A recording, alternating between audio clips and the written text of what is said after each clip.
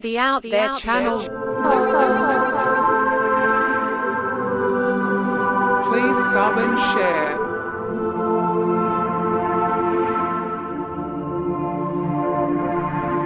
Searching for the truth. UFOs, aliens, greys and ufology. Real images, real stories, real videos, real cases, researched and investigated by professionals in the field and cutting-edge discoveries. Multiple witnesses, abduction accounts brought to you by Team The Out There channel.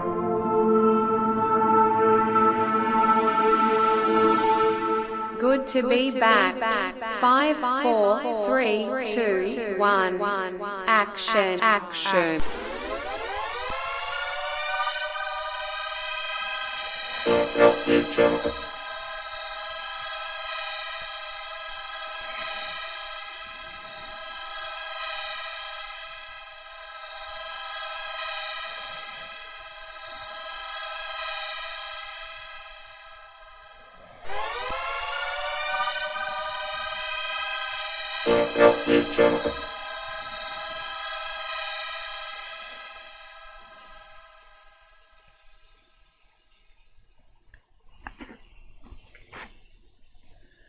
Yo, a sticky throat already. How is everybody out there? It's been a bit of a rough night for me actually, but we'll see how it goes. I may have got about 3 hours sleep. So hot here, it's unbearable.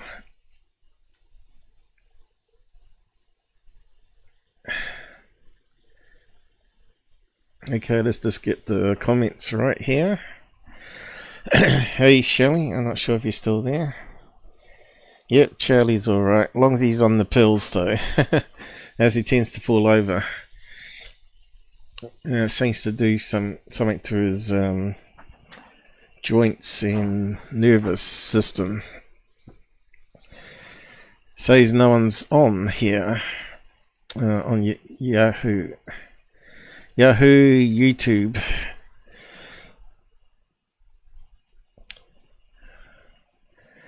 Yeah, just organising things.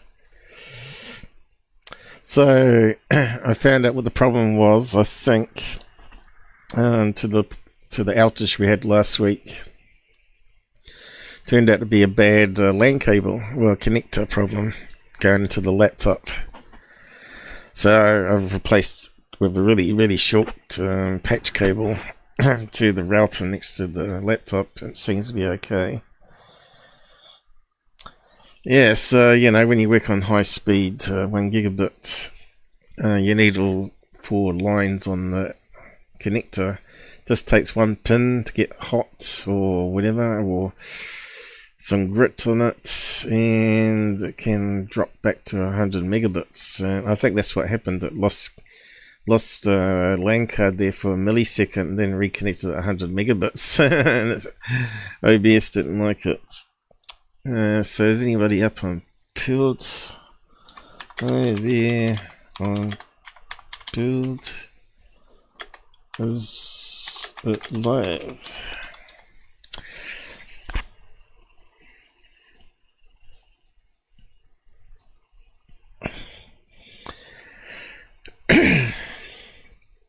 Yeah, let's see if this works, I suppose.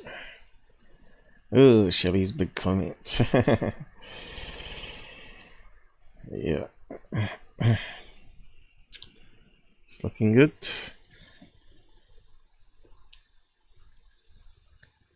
It's not as hot at the moment. Looks like we got some clouds rolling in. So it's 25 degrees Celsius, so the laptop's pretty happy at the moment. Better type up the side comments with what we're doing today. So we're looking at Corbell's latest and greatest and other UFOs. Does Pill have a pinned comment? I don't think it does it?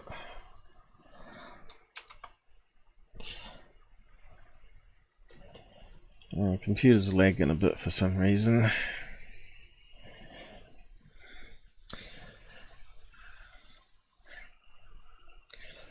I forgot to bring up my drawing thing on the screen.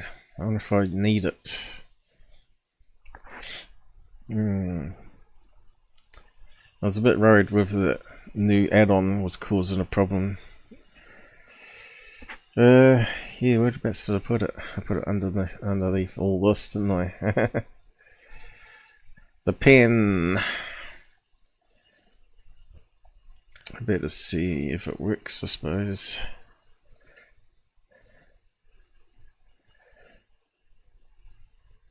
So there's a possibility it could drop off, but I think it's fixed. So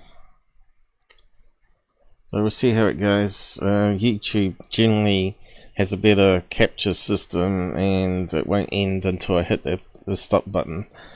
And it just depends and carries on. So if I do drop off on YouTube, you know I'm going to come back there. And Pilled seems to do the same, but it doesn't save it after the show ends. So there's some sort of problem there. Yeah, how do I get that up on screen? Double click that.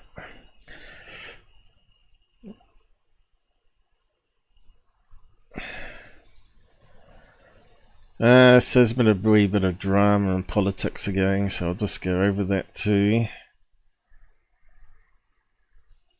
Why is it not started?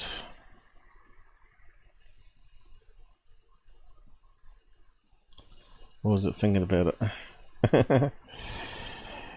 Is it really that slow? Shouldn't be. Doesn't let me click it for some reason.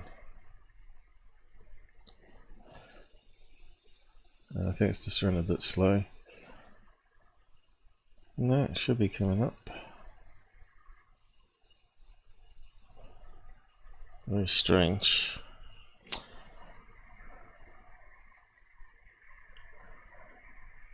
About options.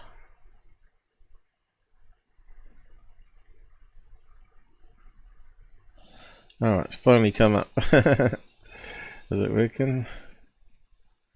Oh yeah.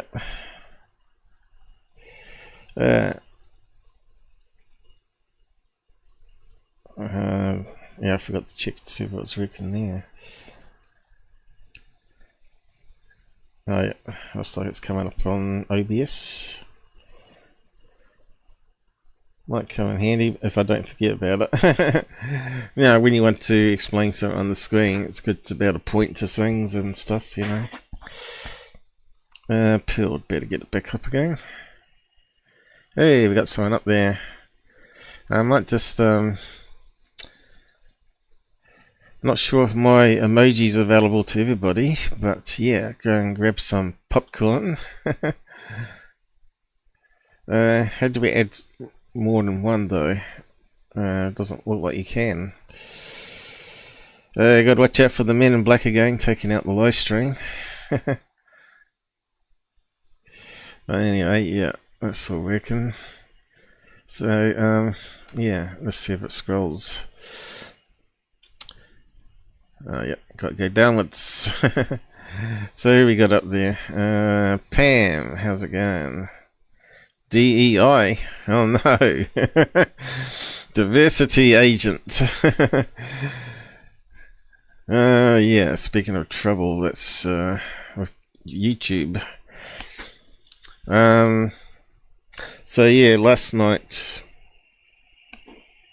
before I just took out the dog for a walk, I think it was, I got this email. Well, I actually got a message pop up on my screen because I was refreshing the screen before I got the email.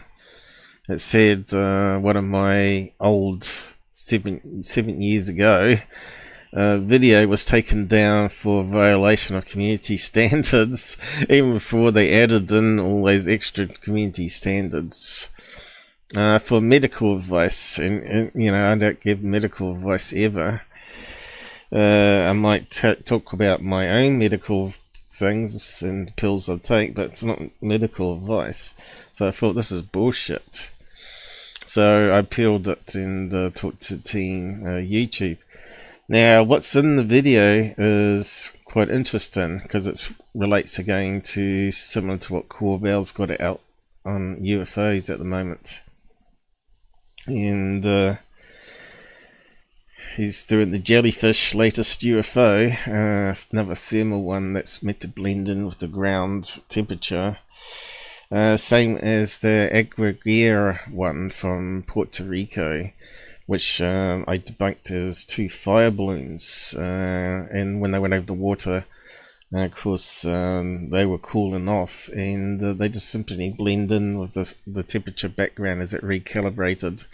But yeah, it's still being promoted on TV and mainstream media as a legit UFO that splits in half and all that sort of nonsense. So I said to YouTube, does that mean that all those mainstream media videos that you got up on that video case that I debunk in that YouTube episode are all going to get strikes as well for promoting fake news? I didn't get a reply back on that one. I didn't expect to. But yeah, mainstream media and other things get special treatment, VIP treatment. So they rejected it about 5 minutes later, and I said MFers and posted it all around the place because it wasn't medical advice, and they still rejected it.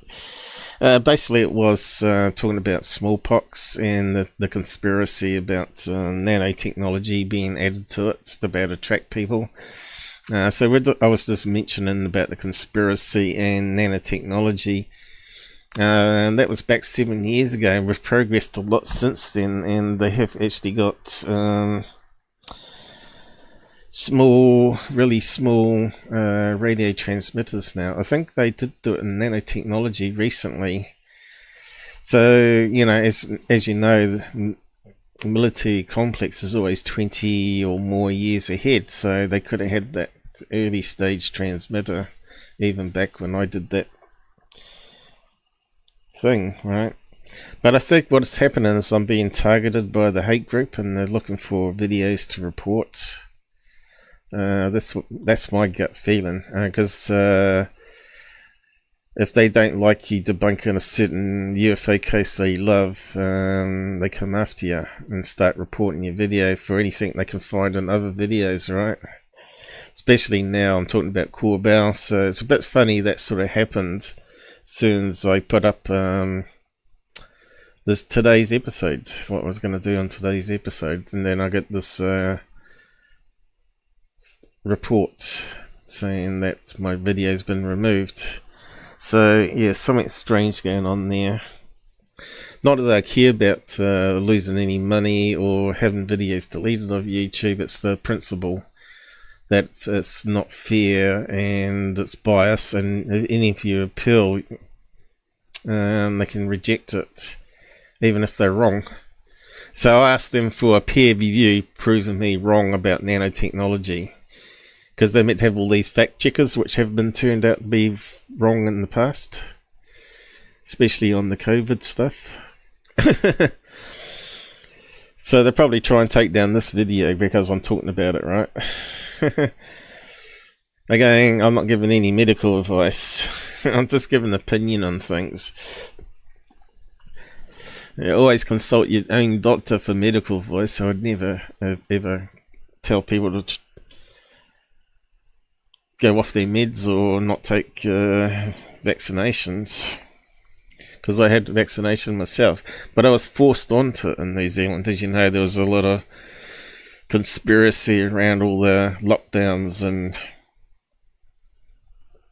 I was trying to get eye treatment to get my eyes fixed, right? And one of the clauses that she was bringing in is that you had to get a vaccination ID card to be able to get into hospitals. So I thought they're going to lock me out if I don't get this particular card, which eventually got scrapped and was never ever used. So I was never ever asked for it. But I got injected with the vaccine, which didn't work, did it? And in fact, I think I'm still suffering from the vax. My strange health issues. Yeah. Let's see. My immune system did go a bit more crazy after that thing. It went all crazy. I remember getting some blood work back. And I said to the eye doctor, I said, could it be related to the vax that I got? And she says, maybe. They don't know. That's the problem. We're guinea pigs. Oh dear. So yeah, they're trying to kill us off. Yeah, you can't misinform their disinformation. Yeah, exactly. But the thing is, you know, I've always got these alt media platforms. I got Pilled, I got BitChute, I got Rumble, all going pretty well. Although the subs are a bit lacking. And it doesn't update in real time here. I have to click a button for it to update the values there. But you can see I lost a few subs on YouTube for some reason. Probably didn't like me debunking the Turkey one. But I think I did a really good job on it. BitChute went up one actually, by the looks of it. And I lost one on Rumble for some reason. They probably didn't like the Turkey thing. And Pilled, I think I got about 1 sub last time. So yeah, I have to click on the little logo here. I'll give it a try now. And it updates with little arrows here and eventually puts information on the screen. A little thing I made. Because I hate the new sub counts being stupid.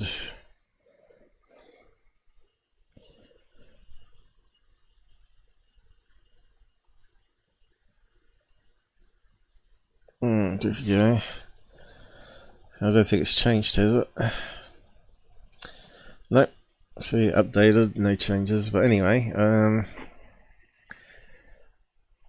better post up the other link here. Yeah, it's like we got 31 degrees Celsius yesterday. Oh, it was so hot all through the whole day, even with aircon full on blast. And then Dad started complaining he was too cold in the house, and he goes and turns it off, and then the heat just builds up and the sweat's just pouring off you again. Old people have bad circulation, you see. And I remember when my granddad came over to see me when I was living in Australia. He had like 3 layers of clothing on and a jumper, and it was like 28 degrees Celsius outside. What's that in Fahrenheit? I'm not sure, but it's quite hot. Let's see, and that's my website link. Hopefully, it hasn't been hacked. Anything's possible. There's so many haters out there. And Men in Black, as you know.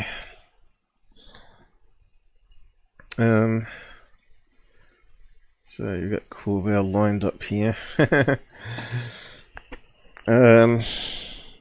What else am I meant to do? Looks like we got 4 people on YouTube. Who's out there on YouTube? Hello. Oh, yo. It's a wee bit slow on the side chat thing. Yeah, what was the other thing I was going to mention? I know there's something else I was meant to talk about. But anyway, I suppose we can dive into it and see how we go.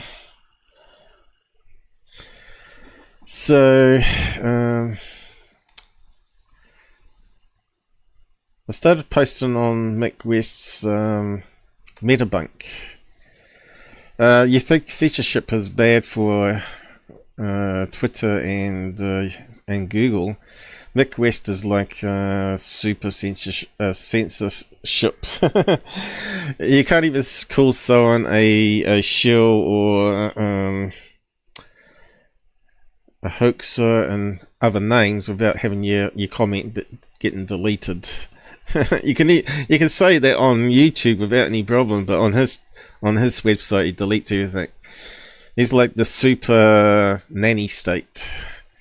Anyway, I posted up a comment replying to his debunk on Turkish UFO, and I mentioned about there are real UFOs and aliens because I've had visitations in the daytime, and I'm not on drugs or booze or anything at the time, so you can't or mental problems, you can't explain it away just by calling me mental.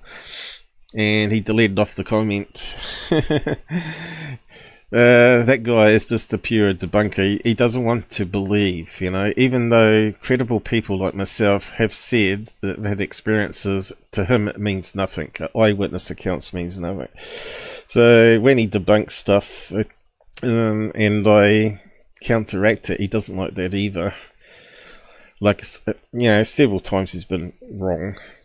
He gets most of it right though, and I do often agree with him on stuff he does, but as for the low information zone stuff, when he comes out with stuff, he can sort of sound a bit stupid, you know, like saying something is a balloon or a seagull or whatever. And eventually having to take back that it wasn't a seagull but it was a balloon or whatever, you know. When you can look at the video and sort of guess that's a really fast moving seagull if it's a seagull or a bird or whatever he called it. But you know, that's the go fast one, which actually was a huge balloon. Has to be a huge balloon. You notice on that debunk he did on that one, he never mentioned how big it was. But they said it's in between the sea and the plane, and there's a gap of 15,000 feet between. That means it's got to be bigger than a Milo balloon, right? It's not just call it a balloon. You've got to at least say it's a minimum size of a weather balloon. But I think a weather balloon's too small too. It would have to be the size of that Chinese spy balloon, and that's probably what it was, probably. But yeah. No one covers the size of it. They talk about the speed of it and whether it's a drone or whatever. But anyway, getting on to the news stuff, I guess. And where do we begin? So he's put out this, Corbell's put up this video here of a promo of a documentary he's put out. I suppose we can play it. Let's have a look. Does not look like a traditional UFO. I better just check the volume there too. I think it's a wee bit too low lately for videos or Twitter. Okay, what was that one there that he's got up there at the moment? Ah, crap. Now I'm going to push the wrong button. That's stupid. That they put a help button next to a minimize button on the Mixer software. Okay. It's probably started up some other crap in the background now. Oh, speaking of which, I don't think I did clean it up. I'll just redo that. Might be why it's a wee bit slow. Okay. Still processing it. Might be a bit faster now. So what was that one there? Oh, wasn't that the Globo Alarma balloon from Mexico and the passing by the plane? So he's putting that up. So that's been debunked lots of times now. So he's still shilling that up as a UFO. Like a sphere or a saucer, but... And it wasn't even a sphere. It was a diamond shape. And that one doesn't even look like a disc. That one looks like a similar thing, you know, a Globo Alarma balloon. Looks like a diamond shape. This shape has been seen since the beginning of UAP or UFOs. They call it the Jellyfish UAP. Oh yeah, this is the new video he's put up here. It looks like something from what do you call him? Robert Bingham, the balloon specialist guy that launches them up and starts filming them.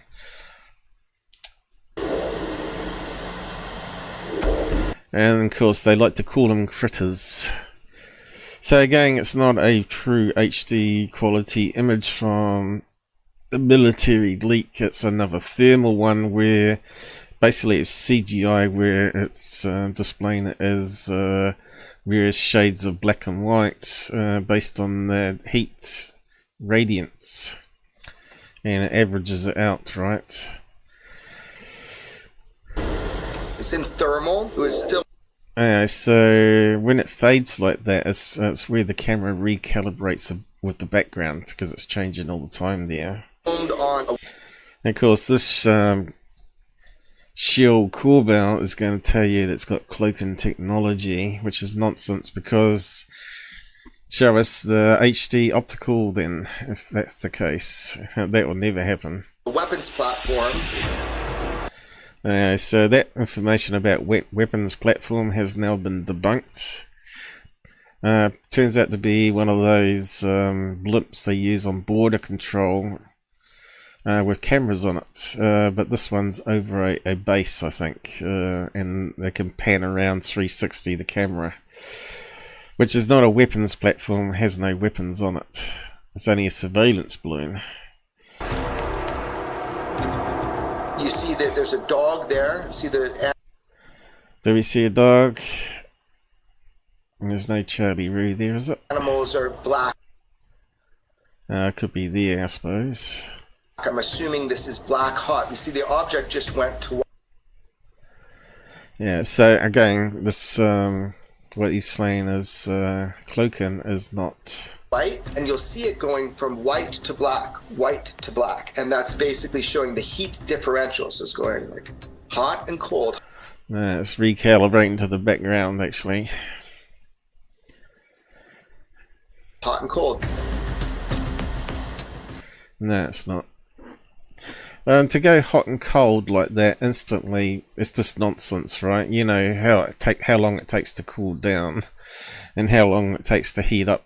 Just like a cup of hot water. So yeah, this is absolutely nonsense. You can't instantly go cold and then instantly go hot. It's just not possible, science-wise.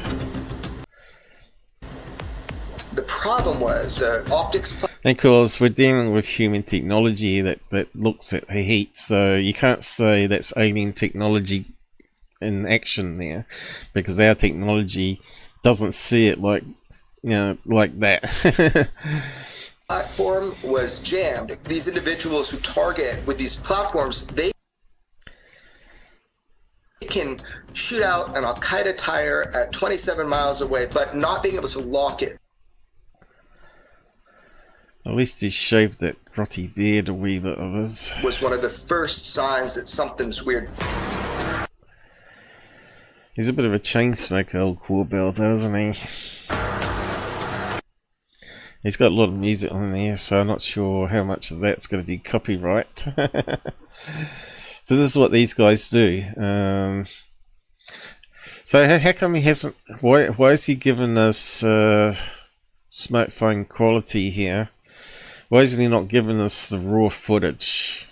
Because he doesn't want people like me analysing it. I was able to find direct eyewitnesses and corroborate that this event did happen when individuals would target. So for a UFO, or a UFO critter, it's not doing any amazing movements like right angle turns and suddenly stopping. So yeah, it looks like it's just drifting along in the breeze, right? And there are some clues, because it's being filmed from a blimp, we now know, and they're not going to put up a blimp in really high winds, because it's going to go all over the place. So yeah, and also I think there's a flagpole which has it go in the same direction as a balloon. In on it with the optics, the way it was described, each of these hanging things. Okay, so I'll go over what that all is in the image. Have a look at it. They were stiff, like they weren't moving. They had Okay, I can explain all that too. geometric form, like scales. What was said to me, scales, like an. So it's meant to have scales, and we're looking at a thermal image. I'm not seeing any scales there. And he said they couldn't see it in one part of it. They couldn't see it with, but they could only see it on thermal. So how could they see scales, right? So there's a lot of problems in even this promo that he's got up. Armor. There were also people with night vision who were out, and they were tasked to go look for it. They were tasked to go look for it. Couldn't see it on the night vision, only in the. So they can't see it on the night vision, only on the thermal, and they're meant to be able to see scales on it. I call him bullshit right there, Corbell. Now, night vision is different to FLIR. They look at the different. They look at infrared differently, right? As you know, security cameras and night vision, and they send out either natural light if it's color night vision, or they send out a combination of infrared and normal white light, and then it bounces back towards the sensor. That's called active infrared, right? You got to send out a beam of infrared, and then it scatters off the objects up to 15 meters. I think they've got it sensitive to now, because the LEDs will look better now. They can get a greater range on them. I'm not sure if you grew up with the old infrared cameras in the old days, but they were pretty bad. Really grainy and horrible, but now you can see you get nice crisp things. So it's not going to work with active IR, night vision, if it's too far away, right? And if the temperature on it is sort of blended in with the background heat, it's not going to show up. As thermal, it has a greater range, and it has different firmware, obviously, and it doesn't need a LED illuminator, as they call it, which makes just goes on really fine temperature gradients instead. Forward looking FLIR, right? Thermal spectrum, could it be seen? But anything that looks like that appears to have a payload, that's a big deal. Payload, it's got things dangling down. It could be dangerous, so these are high priority, but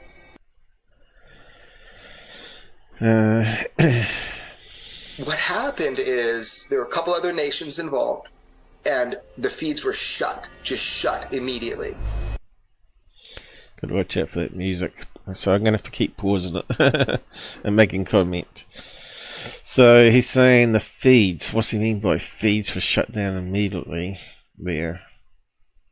I don't understand that, but that's like the NASA conspiracy that they turn off their cameras when in fact it's just going out of range as it's spinning around the Earth, and the relay stations have to be realigned every time it happens, which takes up to about 5 minutes or 10 minutes or something. I think I went over it last year sometime, you know. So anyway, is that enough for that one? All the stupid media. Okay, he makes claims that it goes over water. Mick West has talked to the guy that was there when when it was seen. So the Greenstreet has found the person that was on duty and saw it, and he said there's a lot of errors in what's being said here. and the location, and there's no water near it apparently, but we'll have a look at what latest comments are on that. Either way, it doesn't matter. It doesn't, as the video that got taken down last night, we proved that it was a calibration thing where it went over water. It wasn't actually going into the water. So again, this would be the same case with thermal on this, even if it was going over water. Stops on a dime, descends into the water stiff. Okay, we don't see that on the video. We don't see it stop on a dime and then descend into the water, but you can see it's moving really, really slow. So if the wind simply died down, it could easily stop on a dime because it's not moving fast in the first place. And if it's a bunch of balloons, which I believe it is, and I'll go over that. There are a bunch of balloons with long tails and some weights on the end used at weddings. So I'll be going over that. But this takes, let's see, just takes to go down into the water. Just take one of the balloons to pop, wouldn't it? And then you start going downwards. But it doesn't go in the water at all. There's no evidence in what he's showing of it going into the water. Even if it did go into the water, the balloon popped, and then the weights were too much for it to go upwards. It'd go into the water. Then he claims it shoots off. Now that could happen if one of the weights broke off and it counteracted the balloon popping, and the weight sinks into the water and then releases it all again. So it goes back out of the water again because it's helium. So it's got to float. Look at those crazy eyes. Into the water. Bullshit. Prove it. And for 17 minutes, nothing. Like I said, even if that happened, the scenario that I just said is very plausible. If it's a bunch of balloons, some pop, goes into the water, the weights drop off, and then it goes back out of the water. And boom, this thing comes up out of the water and shoots off at 45 degrees, just like that. It looks very much like what I've heard that has made incursions into nuclear facilities. Yeah, you get that very common with balloons and birds. Because I know for sure, fact of the matter, there is footage from inside a nuclear facility, and I'll just say it, Pantex. That's the... So anyway, that'll probably be enough of that one. I think it's just all bullshit. 45-degree angle. What it is, I don't know. Come on, let's show us the 45-degree angle.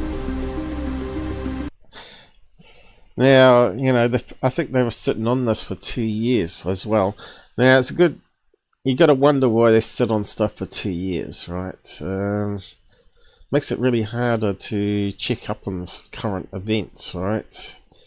Current information like flight logs and satellite tracking and all that sort of stuff. It makes it a bit more harder if they don't release it right away and they just hold on to it. So yeah, this is this crazy thing of Mick West. Balloons or bird poop. Do you think that would even be remotely bird poop? No. That's just garbage. So he's saying there that it's over water there. Mick West is debating that. It's not. But you can see it looks like two bunches of balloons have one bunch of balloon or two bunch of balloons have separated.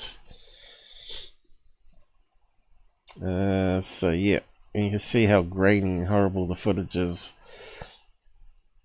So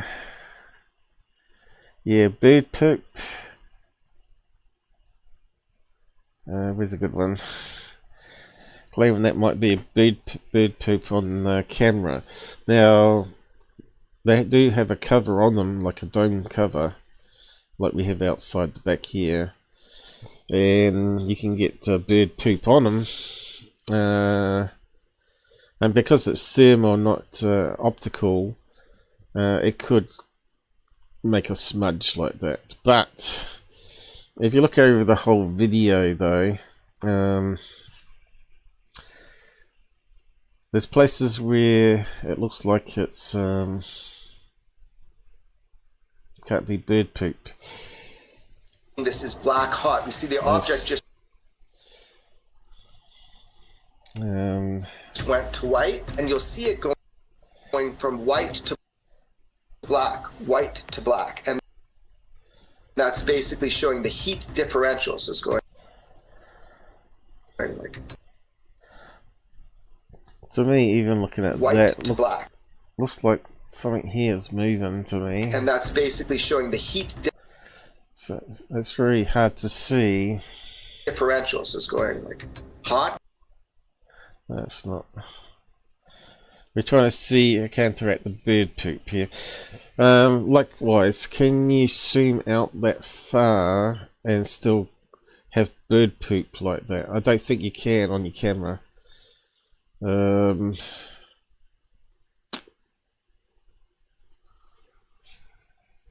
Problem was the optics platform. You can't do it with optics. Just definitely would show up on optics. It'd be either blurred in the background and focus, or the other way around, right? But in thermal, could it still look like that zoomed out?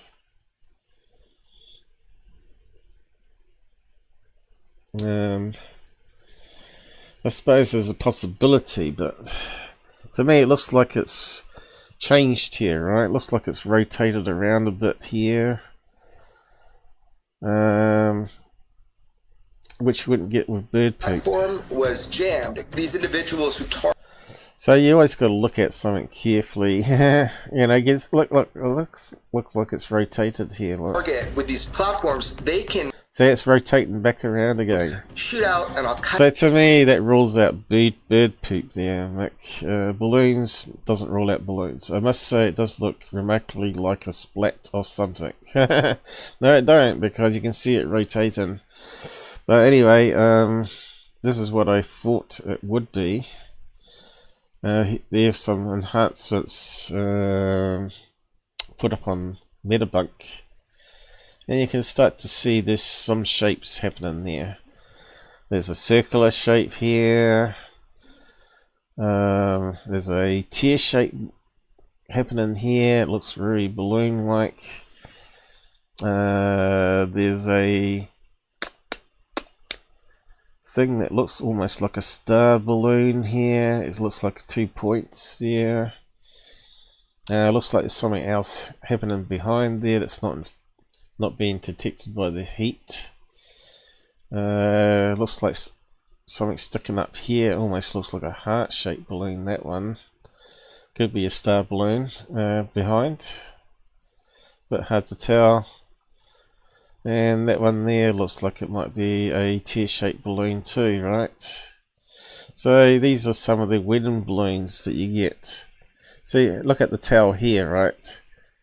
Yeah, it looks very similar to this one here. Various strings and ribbons hanging down that they tie knots in, add little weights on the end. Looks very similar to that one there. It sort of bends down, goes around here. For me, it's fairly obvious what it is. So you can see this one here looks very much like this one here, going down. Same sort of design, really. Whether this one here is a weighted balloon, I don't know. What they do on wedding tables is they either put lead weights on, or they have little balloons at the very end that they put graffiti in, and also lead weights, but sometimes they don't put any of that in and put some colour bits in there with water, and they use water. And water would be a good dampener of it swinging as well. If they got water, if that's a water balloon there, that would counteract any gusts of wind, because it's the water moves inside the balloon. So I actually drew around that here, which I just explained anyway. And that's how I sort of explained it. Star balloons, possibly. Tear balloon there, tear balloon there. Another tear balloon there that I didn't point out. Another round balloon here. And ribbons, right? Of course, I don't know if anyone liked it. I got one, probably Michael King, is it?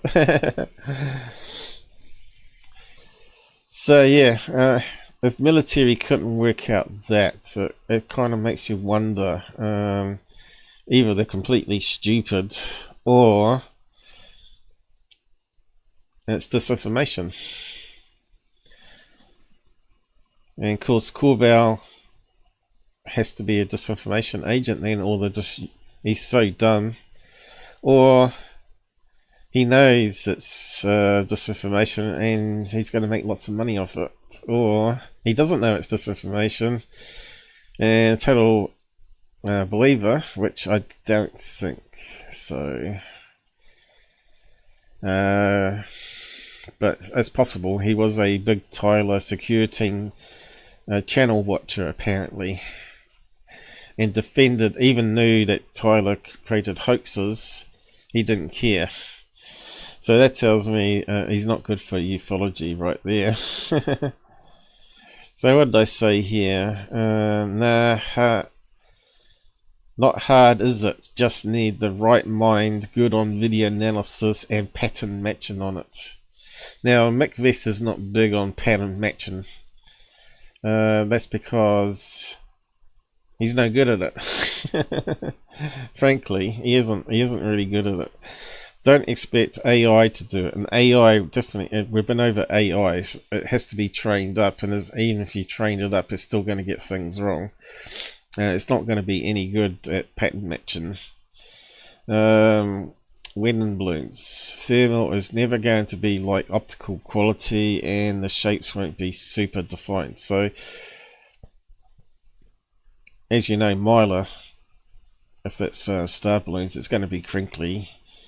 And latex balloons going to be nice and round, right? We'll have a look at other images. What else? What else do we need to talk about? So I listed out all those things there I commented on in that video. Claims. So if they can't see them balloons, aka jellyfish creature, how can they see scale armor on them? So I made that comment there. What was underneath that one? How come the ribbons are stuffed and rigged? What's that mean? And do not flow or move in the direction of the wind. So I made a comment on that already. There is actually some movement at various places, and we can see it there if you look carefully at it. Hard to see because of the thermal not being a real image. So small changes in heat is not the same in pixels on an HD image. Again, averaging. They also have weights on the end of the tails, but like a kite, you know. That's why you put a tail on a kite. It's just like a flexible weight on the kite, so it can sort of keep face into the wind. Same with the balloons, right? But in this case, it's decoration. And they put them on tables, and they put them outside wedding events. I suspect someone was collecting them from inside and joining other balloons onto the weighted ones, so it made it more buoyant. And probably took them outside, slipped over or something, and it got released up in the atmosphere. Probably if we knew the date and time, I'm not sure if we do now, but there's been a lot of new information come out, other investigators and other people adding into it, that it might be out there now. So you probably could look up wedding events that day and also find the wind speed, right? So I talk about IP camera active IR, and IR LEDs have to illuminate the objects for a sensor to see. Like going over water, like the Puerto Rico one, which was taken down just last night. Fire lanterns, UAP, the flare can lose lock. Does it shoot off in the sky? Well, if it did, it's just a small weight had finally dropped off and the bunch of balloons stuck together go up. Is it possible not to see it with eyes? It's possible not to see it with eyes. Depends how it blends in with the bright background and distance, and if the balloons are clear type. So they might be those very clear balloons. If you've got a bright background, you're not going to see clear balloons, right? You might see the star ones, but they're behind the tear-shaped ones, which might be clear, and it's diffusion of light going through them. So it's very possible you ain't going to see it, especially against a desert ground or a sky color, right? The cloaking is the flare calibrating typo there. So yeah, what else? The legs, as GUFONI claims, don't move, can't be balloons. Wrong. They have small lead weights or water balloons on the tails, so they are dragged along in the gentle wind. So all these so-called shills claiming that they've got skills are no match against me. And let's see,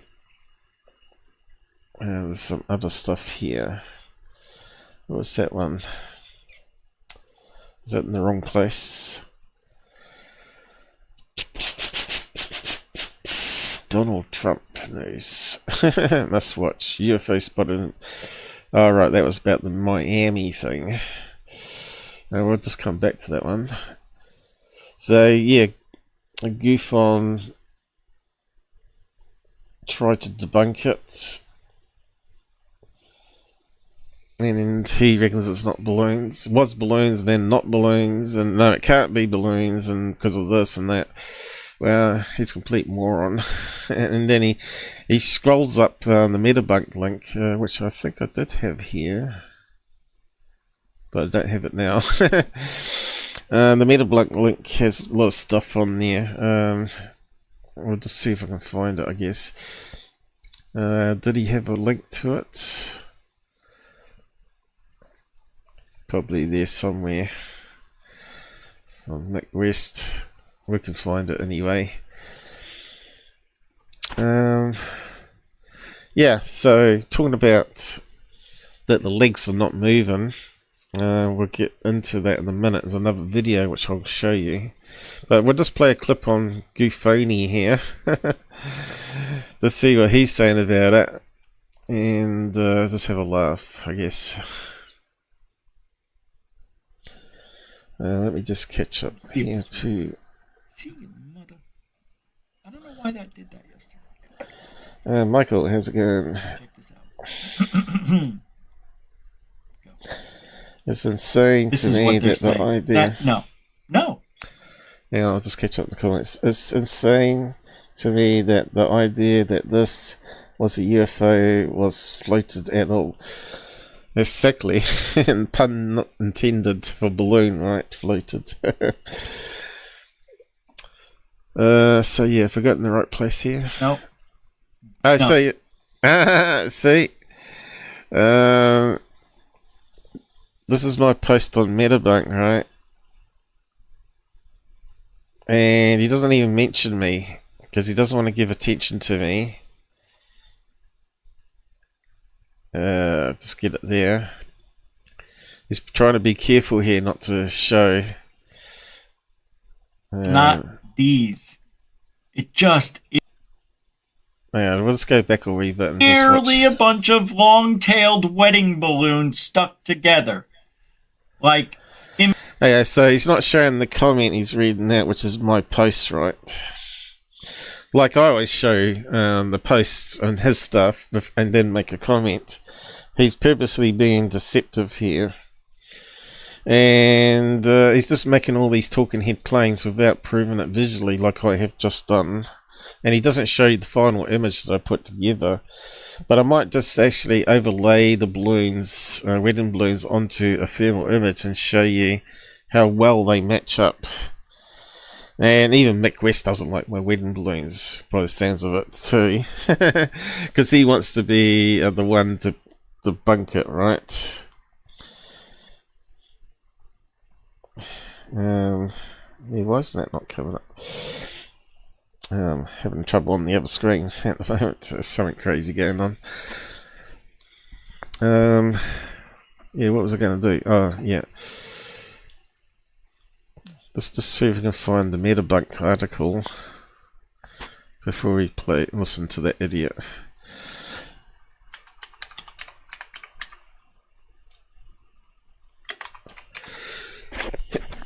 Got the sneezes here. Okay. Mick West. Metabunk. There we go. Okay, so should be one of the ones currently up, Jellyfish, and another one Corbells brought up here, which is clearly a glare flare of a rocket being fired off.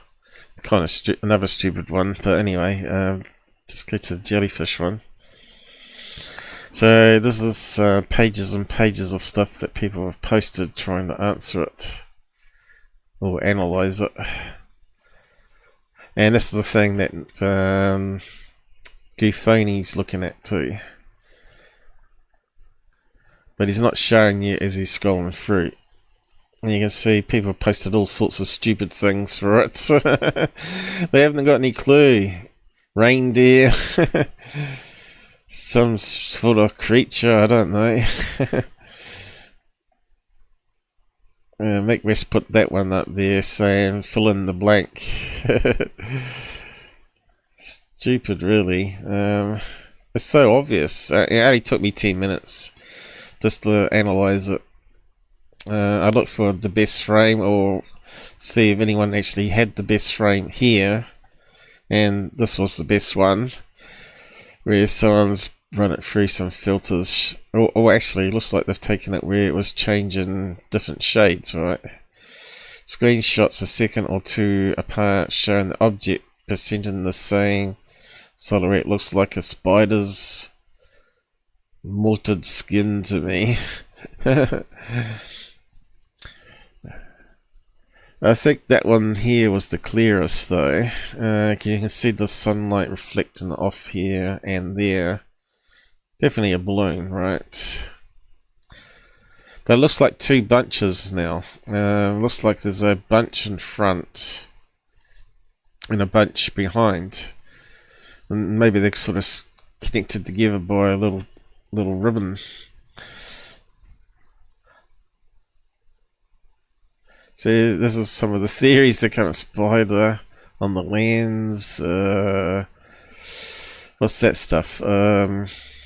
Helium foam, where you can get normal soap, dishwashing soap, and instead of using air, you use helium, and it makes these helium sculptures that float up in the air and fool a lot of people. So there's the reindeer one people were claiming.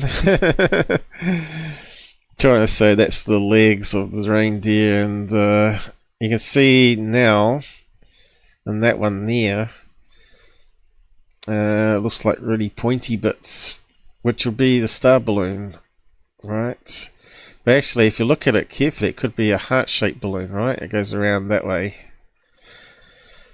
Could be a heart, you know, wedding, you know, heart-shaped balloons, makes sense.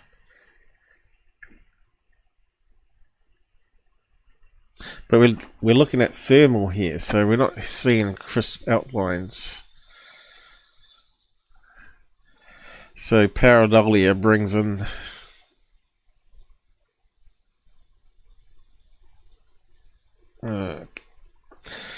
so someone's put up EID balloons,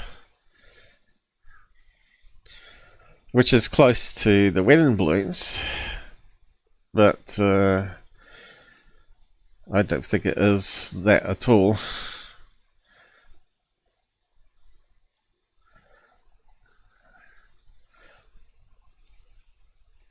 And of course we've got pages and pages of this where they're trying to work out stuff, right?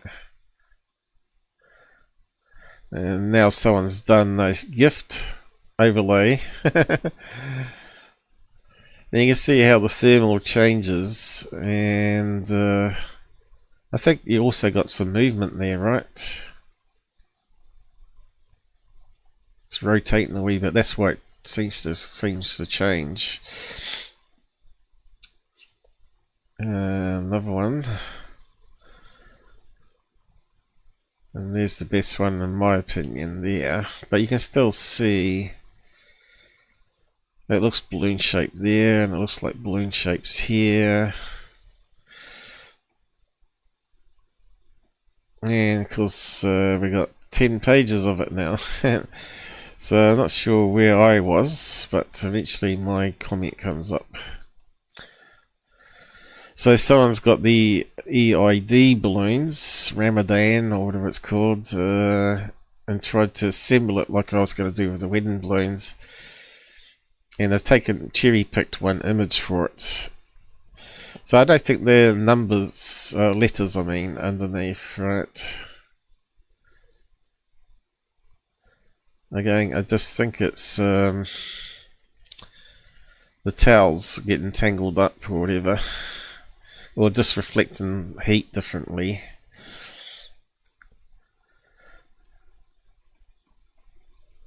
Yeah, there's my post. Clearly a bunch of long-tailed wedding balloons. So he's going to read that out. It doesn't show people what he was doing. Of course, people still keep on going. They don't. I think only one person liked the wedding balloons one. One like. And of course Mick West hasn't said anything about it.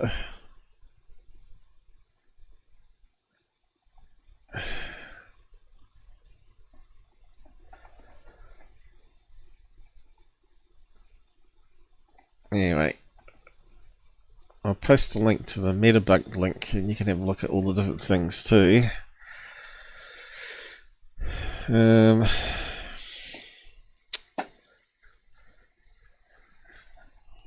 What we got up on Pilled here. So remember, when you donate, you're actually supporting the Pilled admin side of things as well, because they need to cover the costs of the streaming.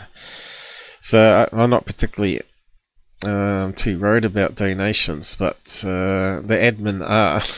They're struggling with the cost of running of it, by the sounds of it. I told them they need to run a thing similar to Gab does, where it has a side thing of where they've got to meet a monthly target. Then they can open up stuff to be free if they hit that target, right? Like be able to download videos from your show. It kind of looks like a man with one of those jetpacks on. Yeah, and those jetpack ones were mostly balloons, right? We've covered those in the past. So Metabunk is the place to go where you can get all the videos and ideas. So this is what Mick does. He puts it out there on his page, takes the best ideas and posts it up on Twitter, and everybody thinks he's like the brilliant debunker, when it's really he got clues from others first before he made comment. Metabunk.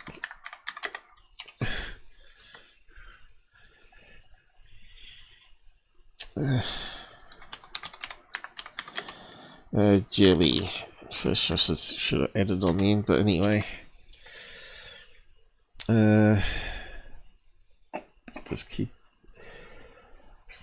just keep that there. I'll go back to GUFONI. Okay, so they've got the pure video about all the Corbell mumbo jumbo on it here. Looks like you can see probably it's less, not as really good quality. So I have to up it there. Still not really good quality because it's scaled down on his. It's moving. And if this is a set of balloons, and I'm going to show you something else here in a minute. I'm telling you, man, something's wrong. I don't know what it is, but what's wrong is he's smoking weed before, during every show, and he can't even analyze things properly. And look, there's somebody here on the internet. I'm going to show you. Says it's clear. Okay, someone clearly on the internet here. He's not going to say the out there channel. A bunch of long-tailed wedding balloons stuck together, like images samples. They can have varied tails, and the crown could just be a star balloon bent with a tail. These are common balloons in the sky as weddings are common, and they release them sometimes. Some are for outside or bridal path, and some for tables. Right. But the legs and the appendages aren't being pushed by the wind, and they always are. Alright, so if he bothered actually look at Metabunk or Reddit, someone actually had put this one out here. How do we get it big? Let me just reload that, see if it goes big. Someone did a sequence of frames, time lapsed. Is that big? Oh, here we go. It's not scaling it right on the web page probably. Like I said, you could see it slightly moving when I was looking at on Corbell's one, but this one here should make it easier. What do you think? It's moving like balloons, it's rotating, and the legs are definitely moving, right? The legs, which look like weighted balloons here, or balloons that have deflated, and they've taken it further on in the video. Now Corbell's released it all. Clearly swinging in the wind with weights on the end and rotating in the wind. Of course, Reddit here is trying to suggest that it's still an alien critter in the sky, but that debunks that clown straight away. GUFON saying the legs are not moving. Clearly they are moving. Hey, yes, I was talking about you last time. Haven't seen you for a long time. Have you been unwell or something? Anyway, it's good that you joined us finally again, so we can catch up with what you've been up to. So yeah, I'll post that one on there so you can have a look at it yourself. But this is what happens when people do proper analysis before actually mouthing off that someone's wrong. When they're clearly wrong, right? Legs move, which tells. I'll just post it up there.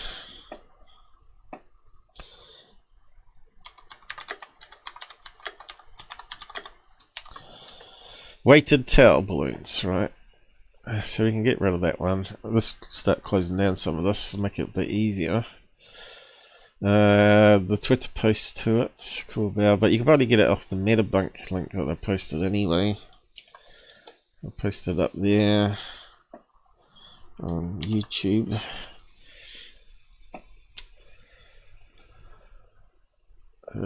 Close. Where have we got to? Alright.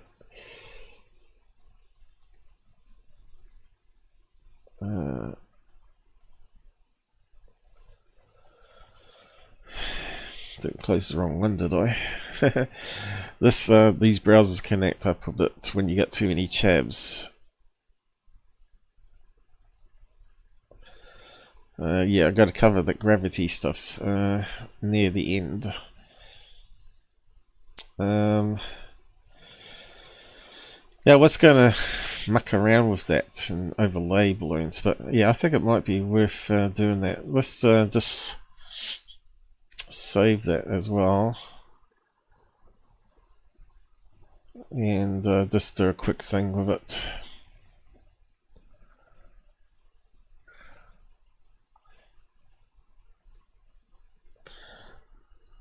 Now we can't see the other balloons that are here, but obviously there's something blurry there. It's more likely these ones here. It had some couple of good ones there. Let's just overlay it. We need probably a image of a star balloon too. Save image. I didn't actually paste any up.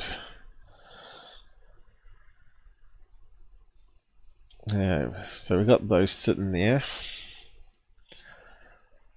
Just a wee bit more analysis on it.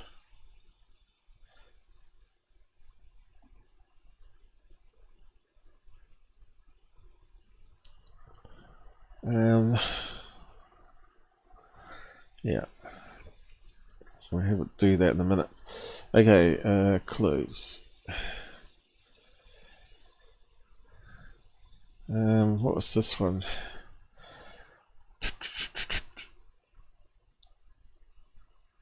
Alright. That was something else that came out. I don't think it's meant to be there. I think it's meant to be up here. That was talking about the Miami stuff. I think that comes after. Jellyfish. What happened to his link? Did I accidentally close his one by mistake, did I? I won't be surprised. I did, didn't I? Let's see if we can bring it back. Let's see, recent. GUFONI, which one was it? That one there.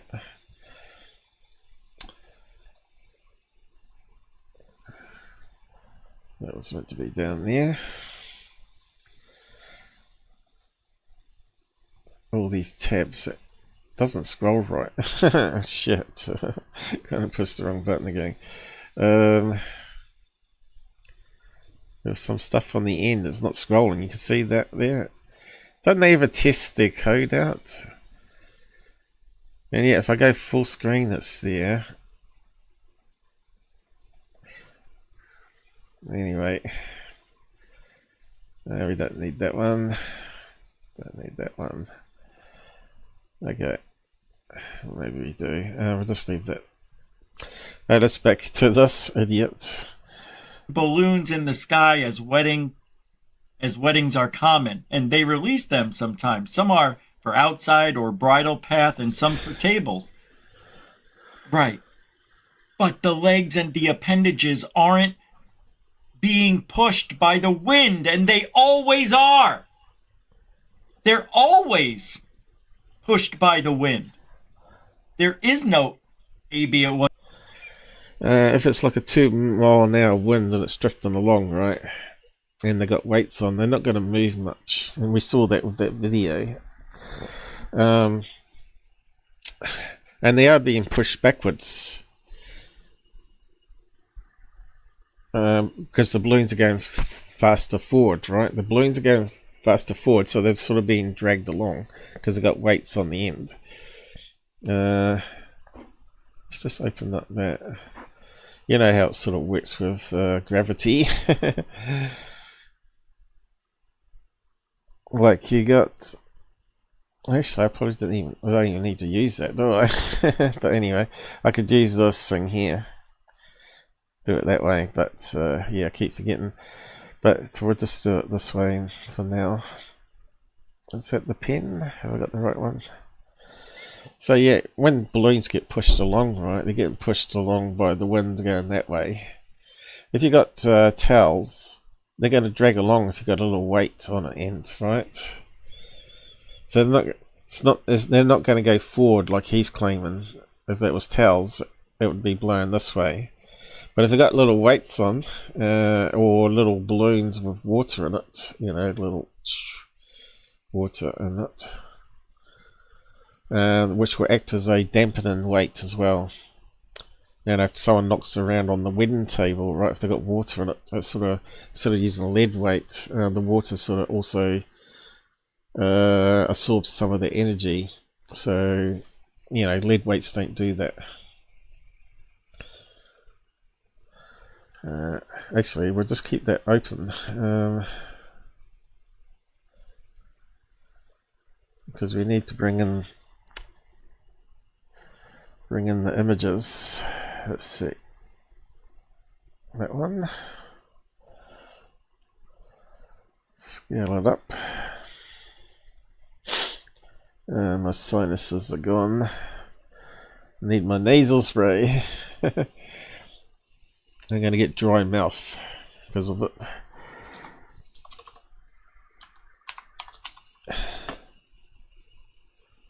Okay, and I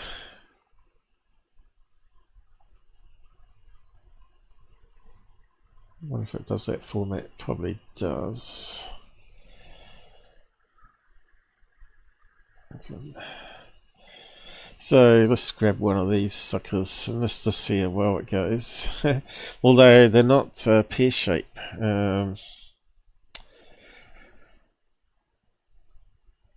But we could just overlay it, I guess, with the towel.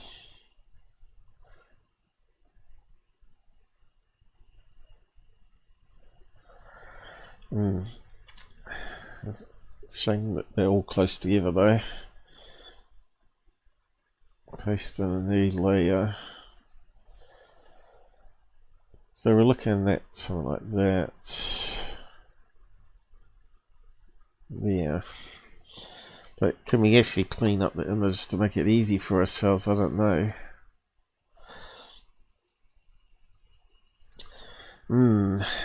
It is a lot of work.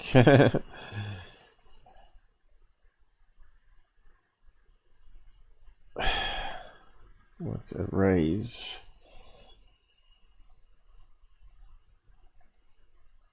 That's too big. What am I doing? That's a bit big still.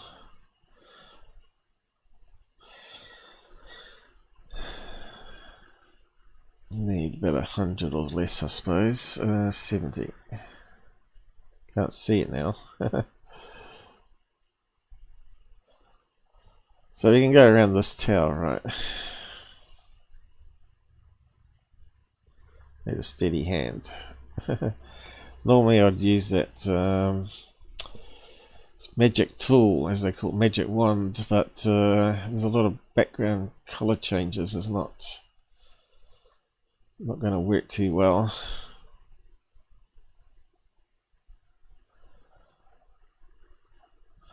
So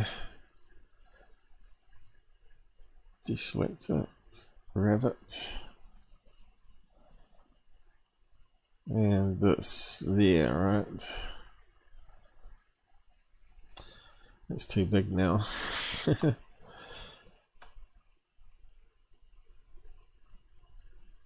Well, you can see how well it fits, that one. See? Although it's not the right balloon, I don't believe, at the top. It's not a round one. It looks, I suppose it could be round, but it looks more pear-shaped. It could even be a heart-shaped balloon. It could even go around that way. But yeah, if you blend it, you can see how well it sort of matches with the towel there. Yeah, I see that in my head, but other people don't, right? We know the balloon's not right.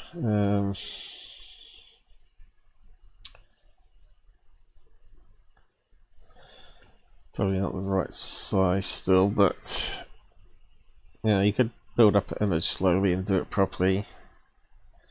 Probably need to rotate it a wee bit that way because it's going against the wind. Okay, like that. Bingo. It's not too hard to do this stuff. It really isn't. Of course, this clown doesn't even know how to do anything I do. Star balloon behind.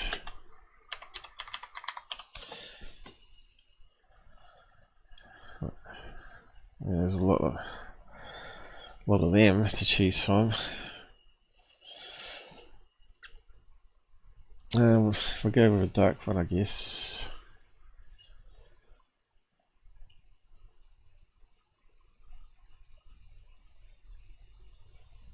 Aileen, your head's in the way. We'll have to put you out this way a bit.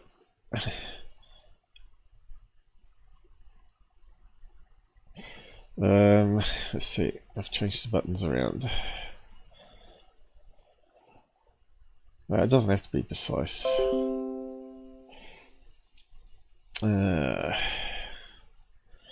So, in that one,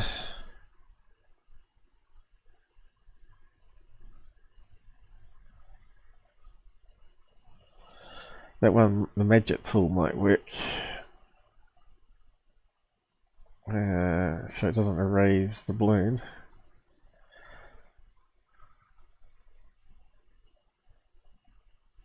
Like so. Saves a bit of work, you see. But if you've got a lot of colour background changes, it makes it a lot harder. Then you go deselect, grab it. But yeah, can we actually see it in this one? Zoom in.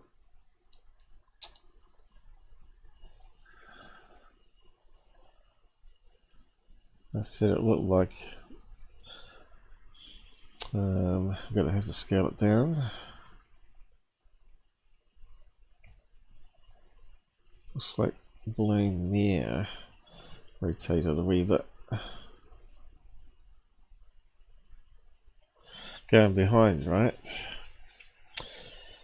And then you got another balloon that's overlapping the bottom there, over top of it.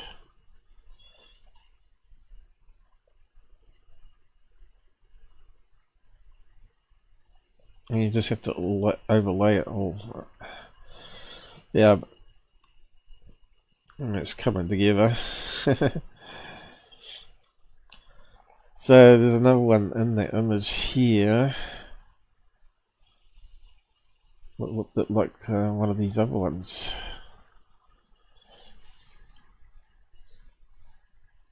More of that one there, isn't it? Looks more. But we need a proper balloon there, really. But yeah, I don't want to spend too much time. There's a little balloon there. So if you go to searches again, let's see if I can find it. Table wedding balloons. There they go. The ones with the tails, right? Straight away. They come in all sorts of variations. And there's the tear-shaped one. So I needed one with one of those long fluffy tails like this. See where the knobs are, you know, where little looks like bends in the leg, like joints. But again, they're round ones. Another one here. Some tear ones, but the picture's not really good.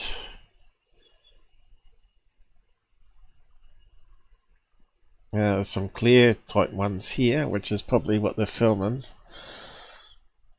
There's all sorts of balloons they use. And on the table itself, they have these little weights, if you can see them. Little weights.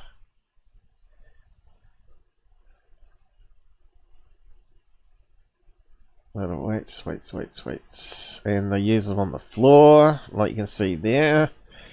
They use them on bridle paths, just like I said, and they have these little small ones like this on the table too, with the balloons going up, which got water or combination of water, and some have graffiti in there so they can throw it over their heads when they're leaving.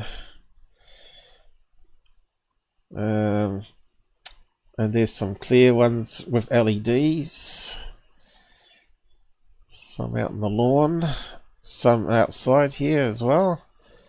And there's one of these silver heart-shaped ones, but also they got all various colours as well.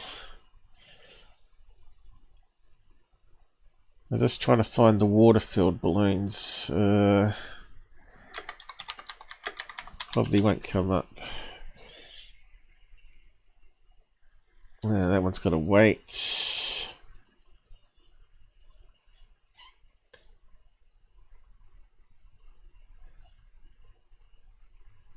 It's got a heart-shaped balloon at the very top on that bunch. That's talking about how to make them. Transparent, floating. Any close-up of the weight ones? I have found it in the past. Just not find it now.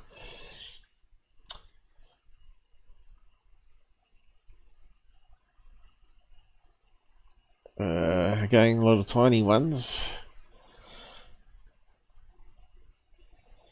Yeah, I think I'm right here anyway.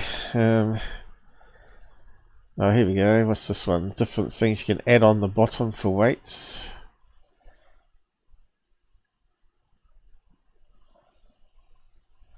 Oh, these ones have got fixed stems. That's another one where they can use normal balloons, but have, so using helium, they use plastic sticks as well, and that's the plastic stick ones, but that's more for like they have on the floor, and they don't sort of float around, you know, when people walk through them. They have it like either side of a door or whatever. Now these ones are definitely helium.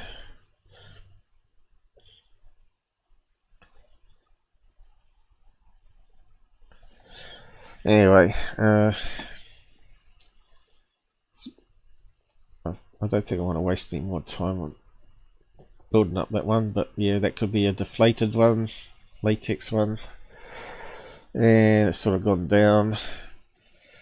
So if that dropped off there, right, if that one finally dropped off, then that would go upwards because there's less weight holding it down. And if some of these up here popped, then they'll simply go down to the ground or into water. Anyway, I was going to do a better job of that, but that's the sort of thing I should do offline rather than do it real time, because it's time consuming.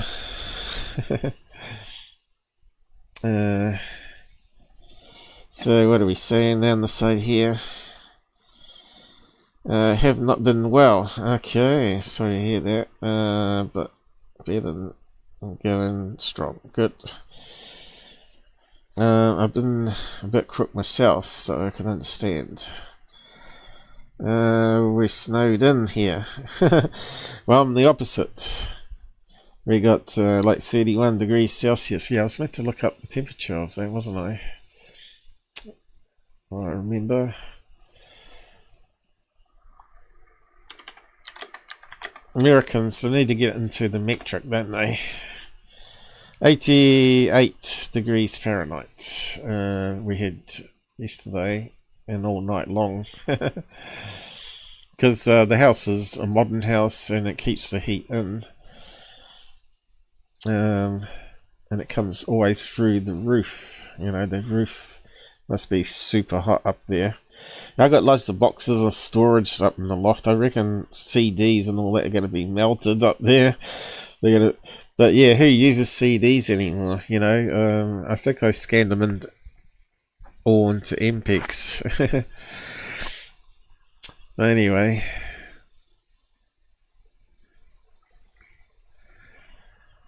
come back to that. go back to this idiot. What do we do with him? Where did he disappear to? There. Here we go.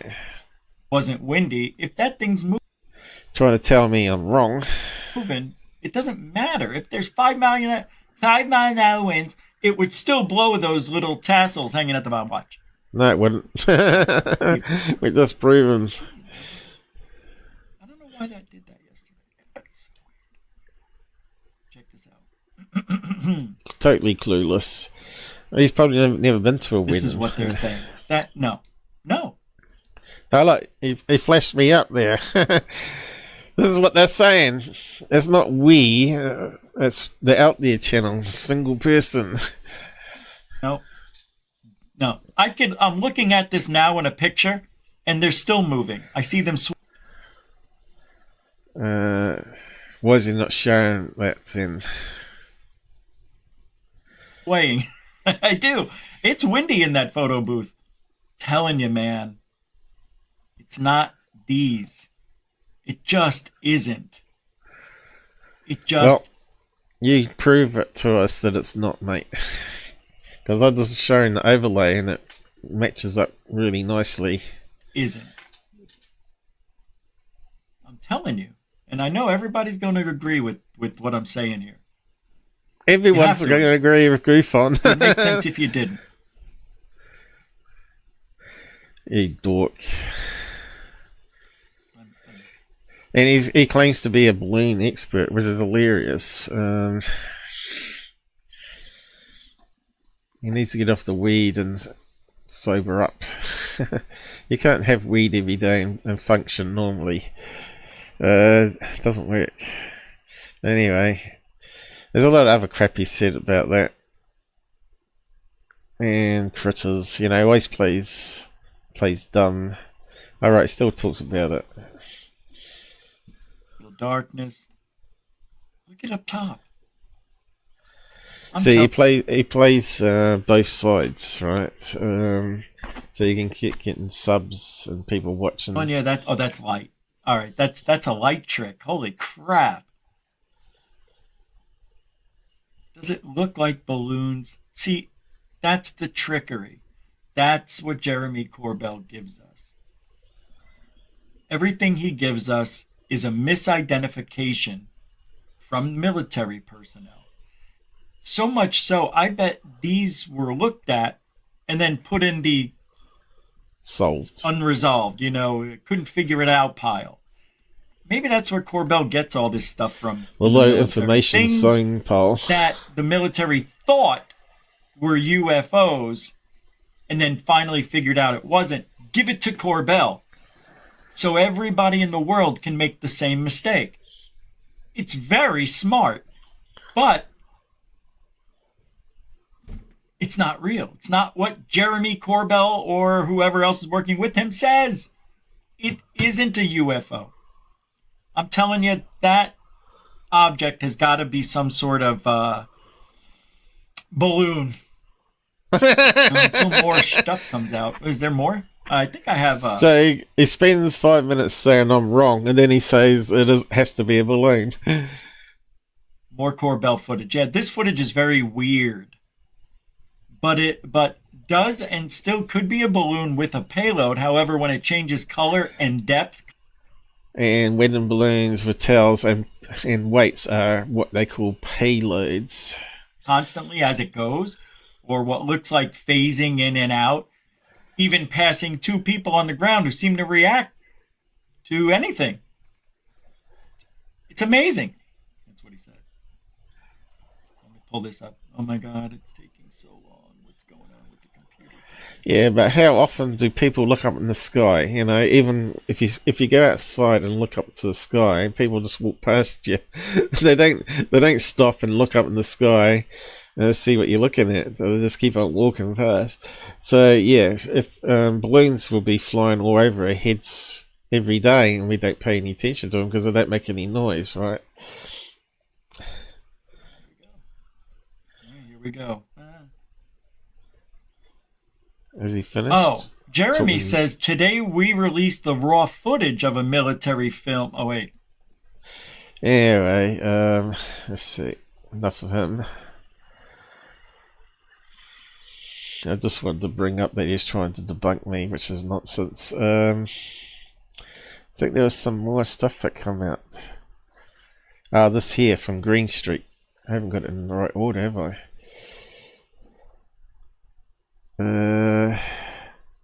Alright, he talks more about it here. I have to have a look at that one. But anyway, a proper investigator, journalist, actually went out and tried to find the people, the source, or someone that knew about the footage. I spoke with a military witness to the Jellyfish UFO that seen some recently reported details are wrong and unfounded. Michael Chinkowski was the ISR technical controller at AI, don't know how you say that, Twekadum Air Base at Iraq.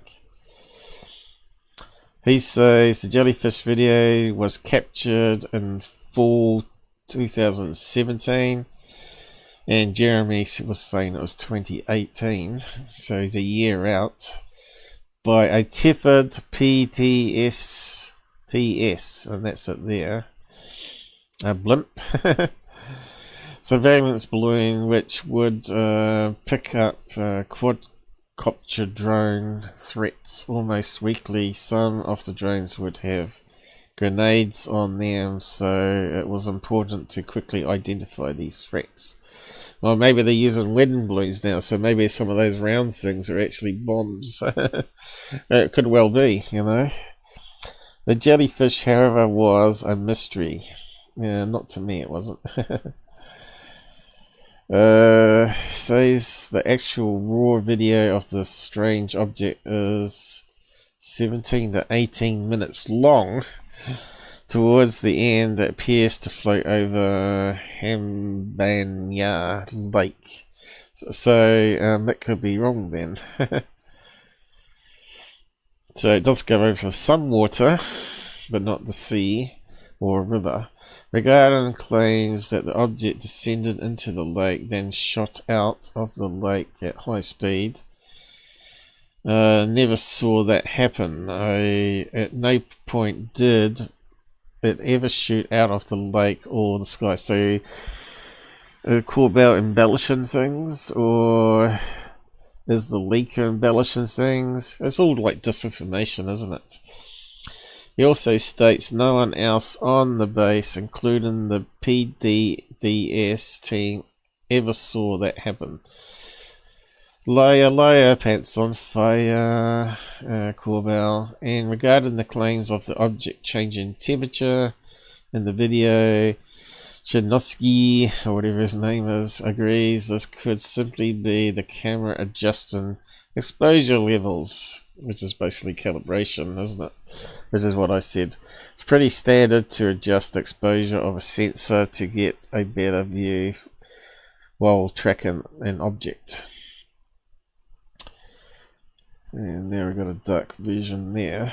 Still looks like wedding balloons to me. And look, it looks like stars balloons on the top here. Look, you can see it going out that way, and then down here, and then down there, and then up there, and down there.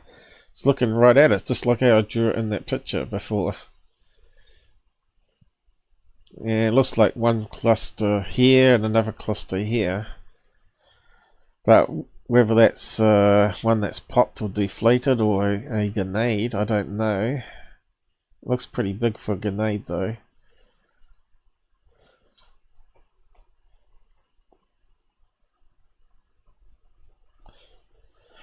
But you think if they're using drones, they're directing grenades at the base. Well, balloons got no propeller on it. How are they gonna? Why would they waste putting bombs on the end, and it drifts over their own property and explodes? So they wouldn't risk doing that. But they could easily have put an RC propeller on it, I guess. But anyway, so what was it? Shinosky thinks it could have been an artifact on the lens or the housing of the PDSD balloon surveillance camera. So we've ruled that out because you can see the legs swinging back and forth. And you can see it rotating, and bird poo doesn't rotate in 3D. The PDDS team, however, disagreed with that theory as they constantly clean and maintain the balloon's systems. In fact, right after the jellyfish sighting, the PDSD balloon was brought down, serviced and cleaned. And with a log that had bird splat on the lens.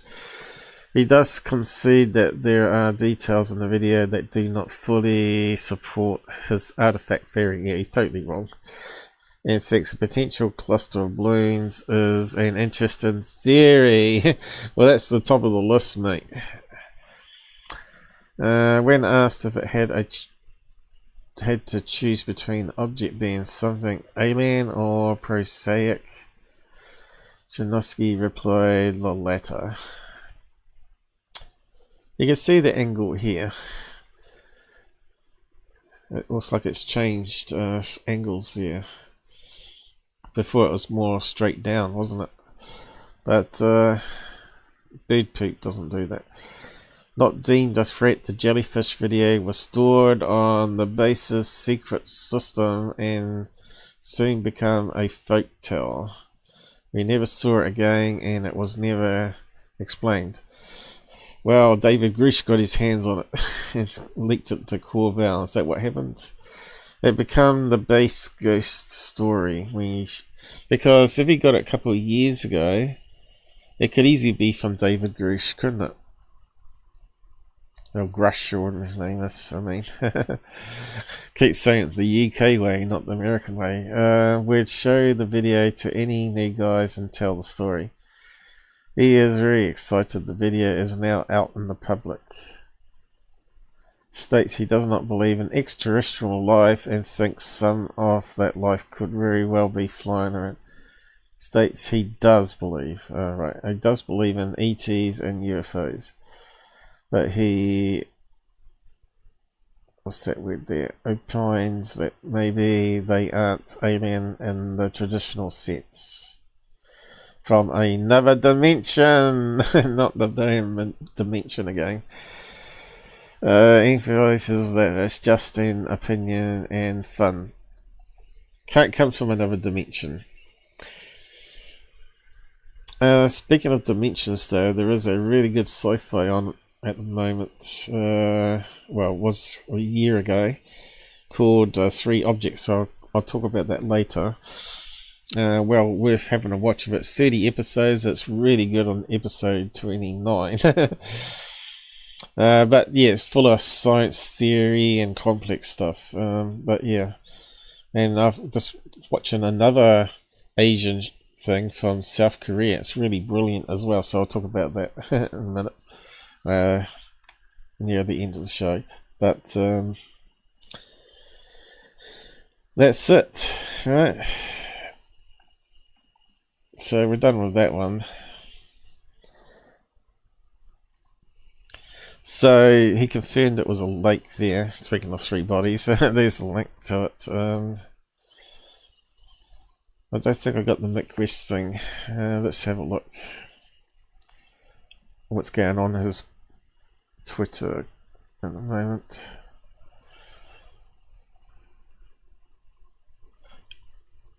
It's coming up normal now, isn't it? I didn't used to do that.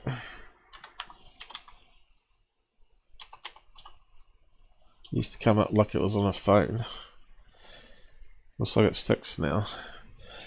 Okay, so what's the latest? Greenstreet again. It's a totally made up story. Okay, well, I don't think that's talking about the jellyfish, is it? Peruvian scientist Flavio Castrada, pseudoscientist with an economic interest, who have spent years promoting fake alien mummies. That sounds like Jamie Masson. Jamie Masson.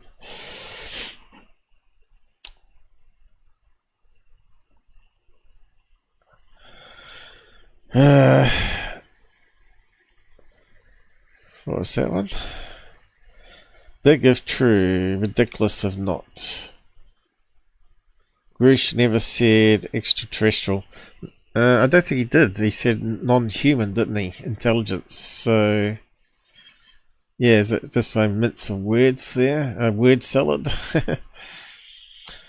This video has been geolocated and is not over water. It's about 7 kilometers to the south. So didn't Mick West read what Greenstreet said from the guy, saying it went over the lake? Over 10 kilometers from the jellyfish. 10 kilometers. Moving with wind, speed and direction like the jellyfish. What gives Jerry Corbell? Why did you say it was over water? Well, a lake is water. Has Mick West lost it?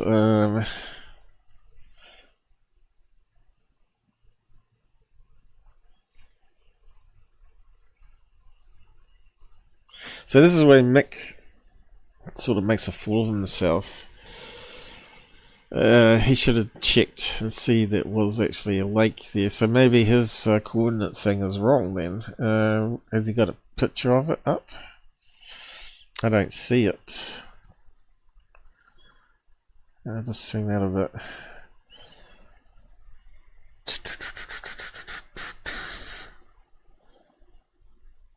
Aliens are here and have killed people.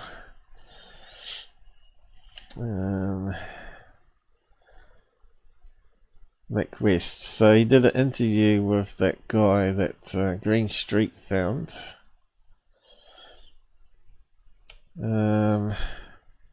Clear some points about what happened. I don't really want to watch that interview, but you could go and watch it if you want to. I whipped out PsychRec for a quick demo and used Google Earth to explore the possibility of two balloon-like entities. Okay, two bunches of wedding balloons. The jellyfish UFO is two different objects. No, it's not. It's two bunches of objects about 12 kilometers apart. I'm not too sure about that. They look pretty close together in the video. Both of which are moving west at the wind speed. The main jellyfish is in north and the two-parter is 12 kilometers south of this. Over land, not water. So I'm not so sure what he's going on about there.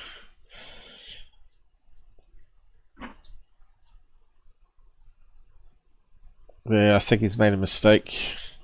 Anyway, that's Mick West for you. He doesn't like being wrong though.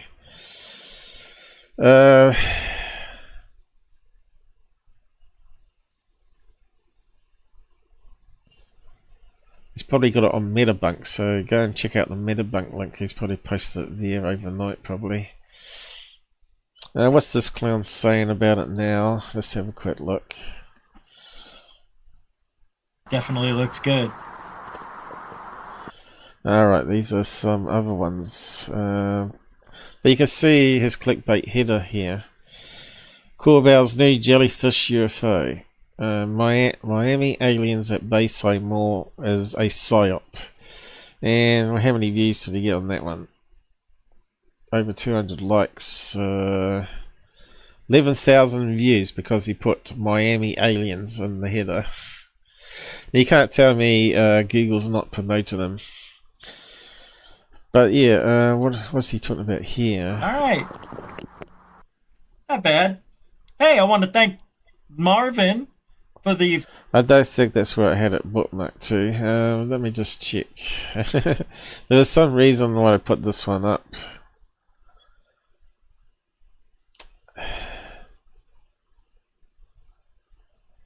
Oh, he's talking about the aim. Oh, right. He's putting up Third Phase of the Moon put up a lot more CGI fakes. January as well. So we're just continuing the PSYOP.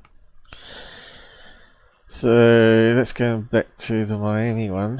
What else you got here? Go.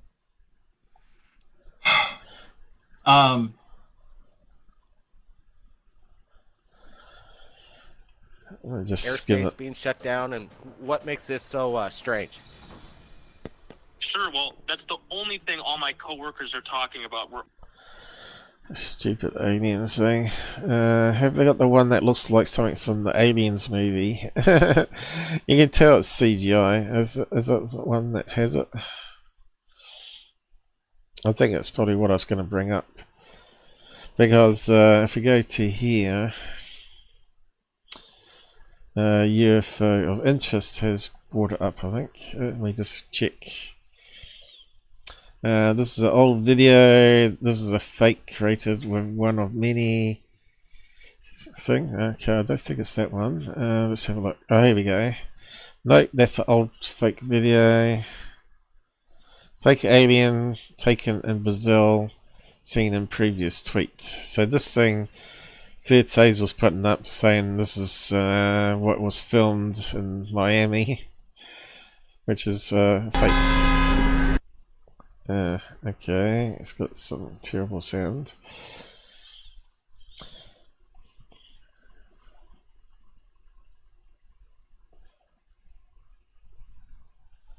Yeah, it looks like something from a Hollywood movie, doesn't it? An alien movie.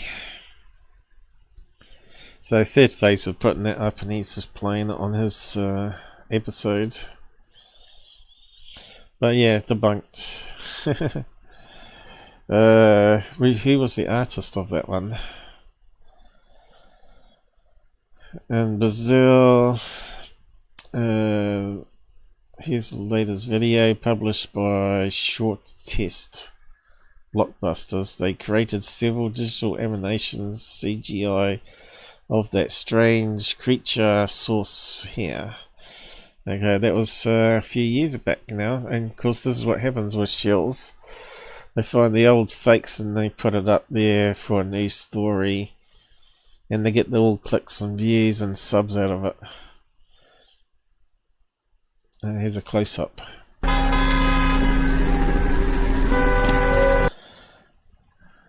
Okay.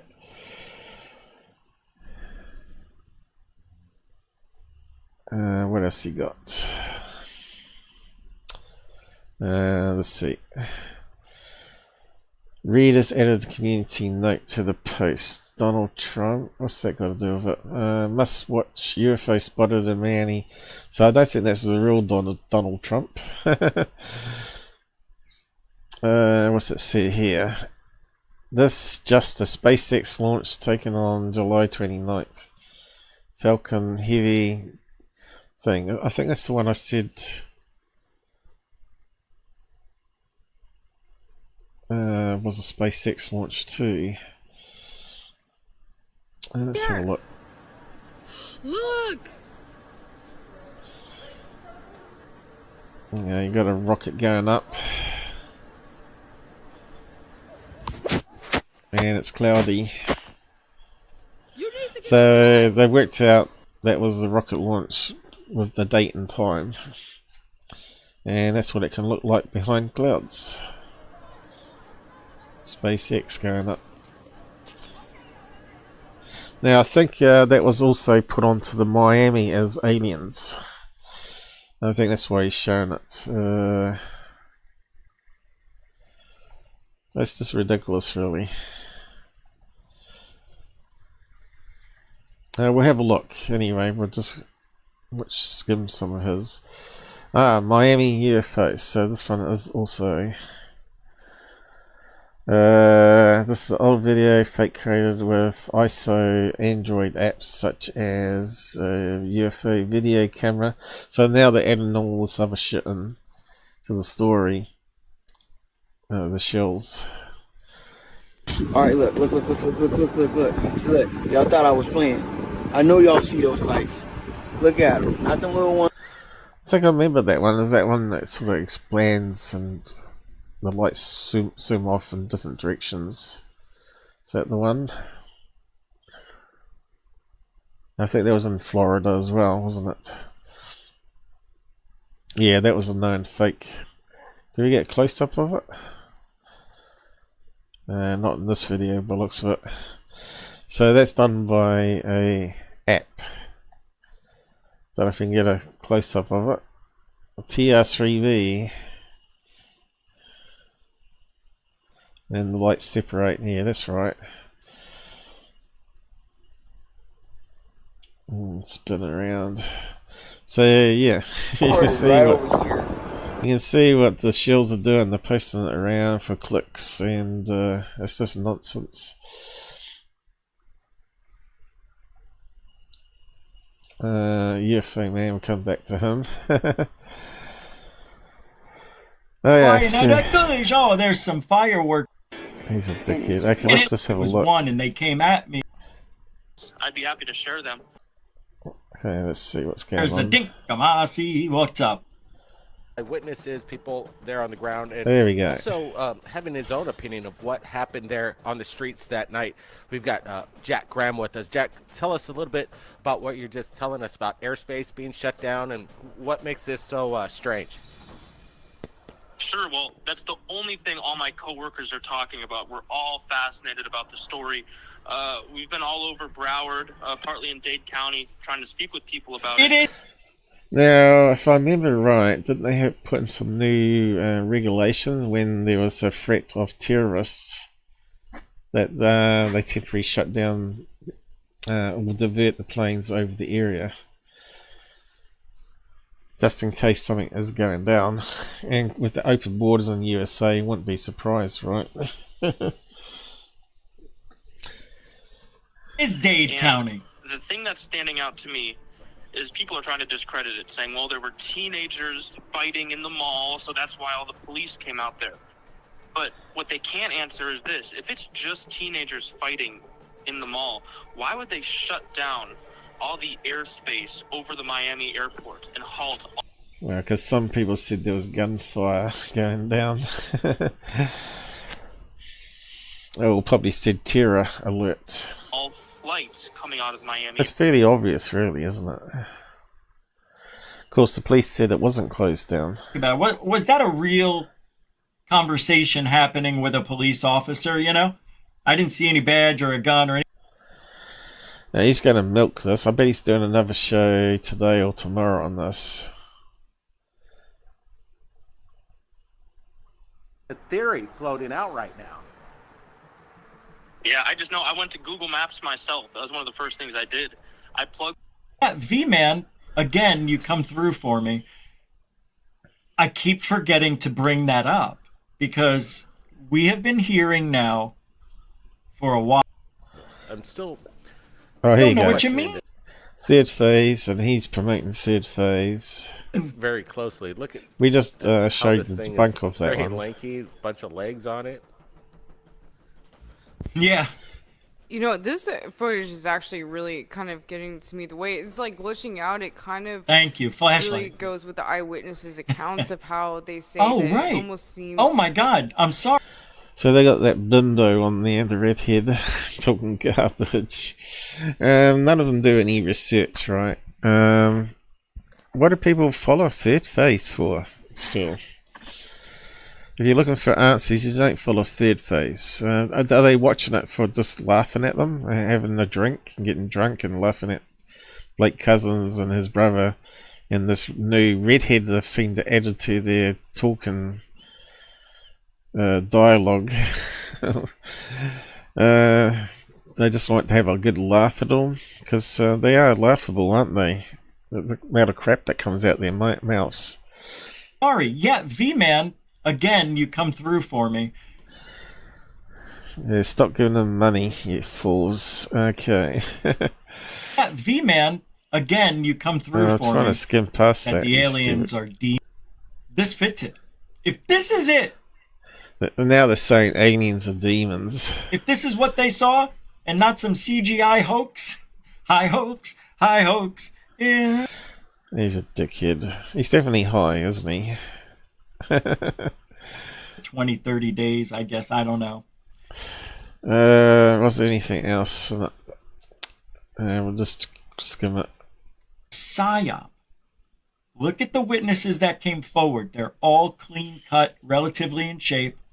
It's strange to have 5 or 6 witnesses without one having a tattoo that we could see.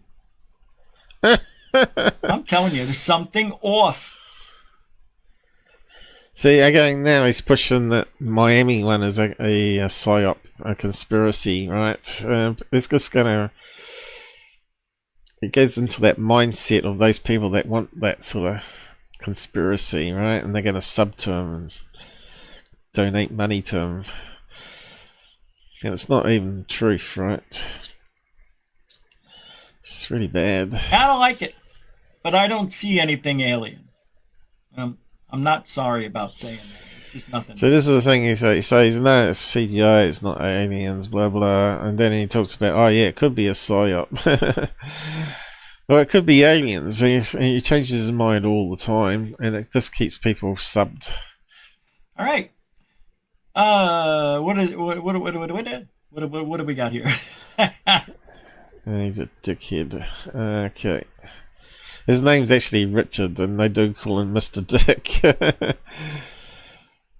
So he's on to the Corbell one. We shouldn't be penalized for it. I have balloons that look like that. That's why. But now he's saying it's balloons. Not in infrared, FLIR. And I'm going to get the regular video here in a minute, but watch. The legs are not swaying.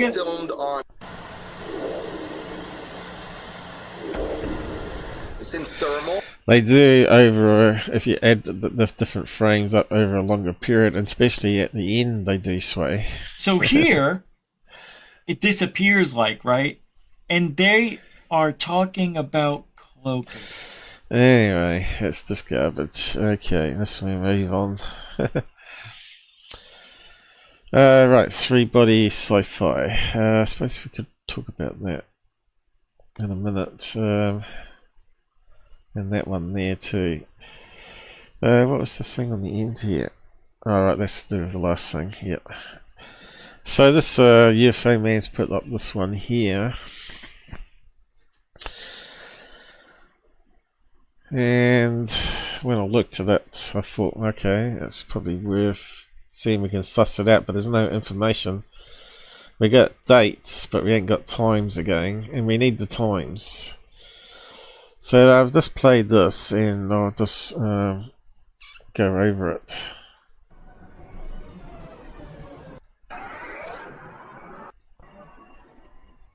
Hey guys, it's UFOman. Here's a clip filmed by Pedro. Have we got a time on that? Only date, right? Pedro. Motto outside Albuquerque, New Mexico on 4/22/2022. Check it out, make an assessment. So he's filming it on a smartphone through a car window. Let me know what you think. Coming up is a compare. Well, I think it's garbage because we've got no reference points in this particular clip here. But could be anything, right? Comparison shot between. Okay, so now we got a ground reference here. So what's going on? An object filmed over Argentina on September 19th, 2019 in Albuquerque, New Mexico on April. Does it look like it was moving? That's what we're going to look at. Filmed over Argentina on September 19th, moving, 2019. is it? Looks like it's very stationary. Comparison shot between an object filmed over Argentina on September 19th, 2019. Did it move slightly then?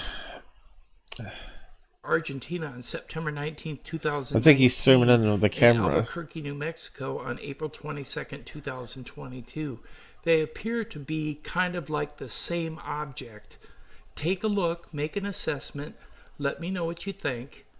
It's really hard to discern the actual shape of the object because of the light flaring so much. but it seems to be almost. Yeah, was it moving though, or was he just zooming in at the same time? Seems to be almost disc or it seems, but we need the original video links really. It seems to be almost disc or diamond shaped. So. Oh yeah, so my gut feeling it was most likely SpaceX again on these ones. But without a time. Hit that like button and subscribe. Remember to share us out to your social media platform. Coming up are 4 still shots. It's way overexposed here, so let's just run it through some filters.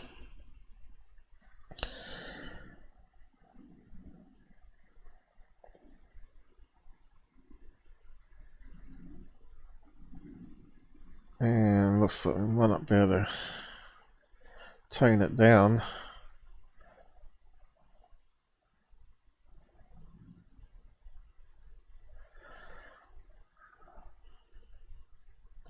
That's why we need the original video.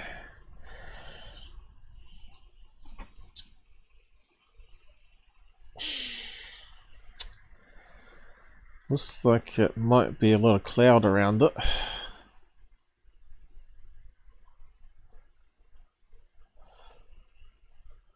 So could it be simply just the cloud moving with the moonlight behind?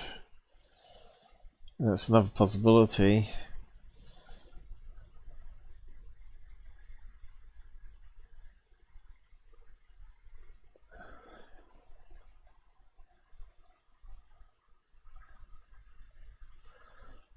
Yeah,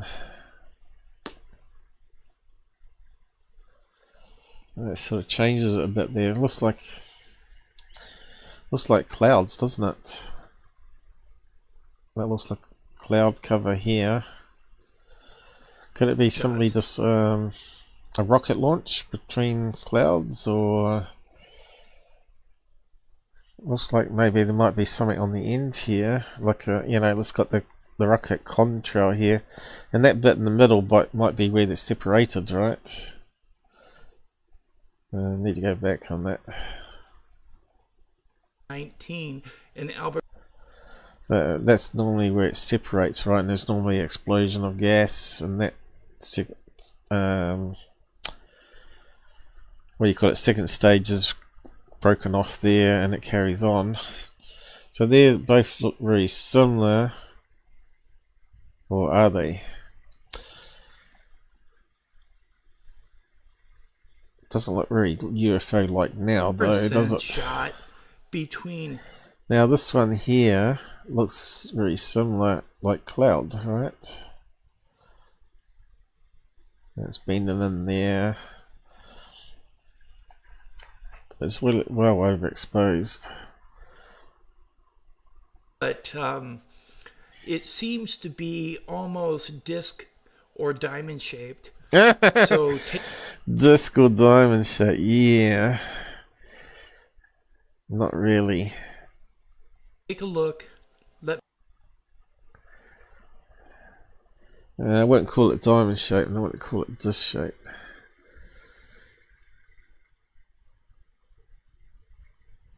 I think it's just another optical illusion. But the question is, was there any SpaceX? Let's see, put them both up. Let's just reload that on the thumbnail, wasn't it? So we got September 2019. That's when just after all the Starlinks was starting to be deployed, right? And April 22, I remember there was something that went down last year around about then with testing out the, what do you call it, Starship, SpaceX Starship. Remember they had lots of problems with it and they were exploding it. And it looks like it might be early in the morning here, wouldn't you say? Or at dusk, but it's mostly early morning. Well, looks of it.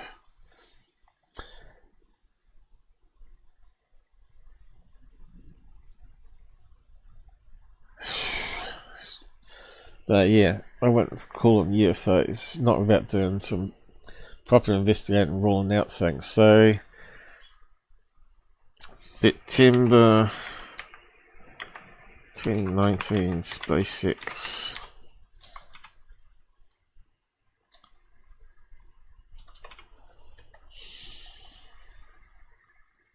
What do we got for hiddens here?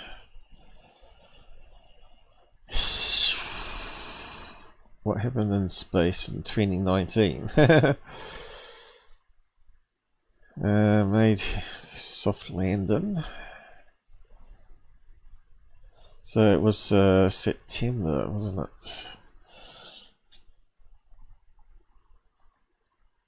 it? 21 launches.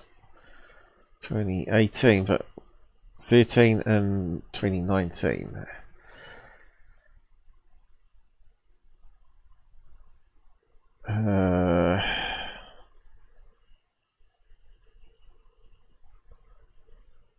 September. Humans test fired. What's this one? First rocket built for humans. Well, there you go. That's when they started doing the Starship, or what it's called. September the 5th. And I knew they were doing a few testing. 5 things we learned from Elon Musk's rollout. September the 28th. What was the date we were looking for? 19th. Of course, where was that filmed? Argentina, so we got daylight time zones there. So what could be September the 19th, could be September the 18th. So yeah, what, maybe 18th. Let's see. But yeah, definitely a lot of activity with stuff in space then. September 18th, the launch site is next to a neighbor.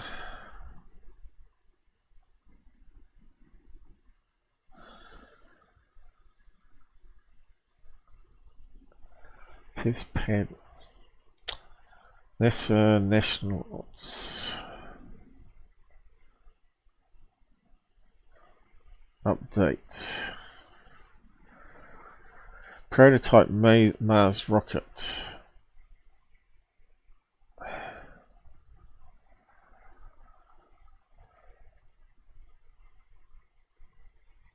What's this one? So there was something on the 18th then. Oh no, this 21st.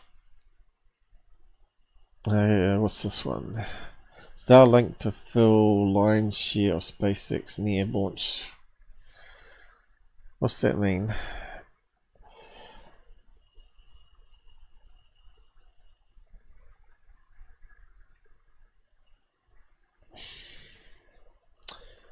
Right, they got Dragon resupply mission.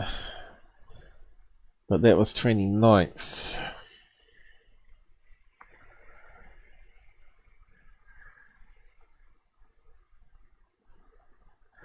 What's this one here? Update. Inspiration mission. So it looks like it's maybe something to do with that then, is it? After 3 days orbiting. 3 days orbiting. So that must be it. It must be that mission there. There you go, look. From the 8th of September to September the 18th. So that 18th is probably when it come back down again, was it? Yes, you know, you see what I mean? It does look like it was something happening with SpaceX. What was the other date? April the 22nd, 2022.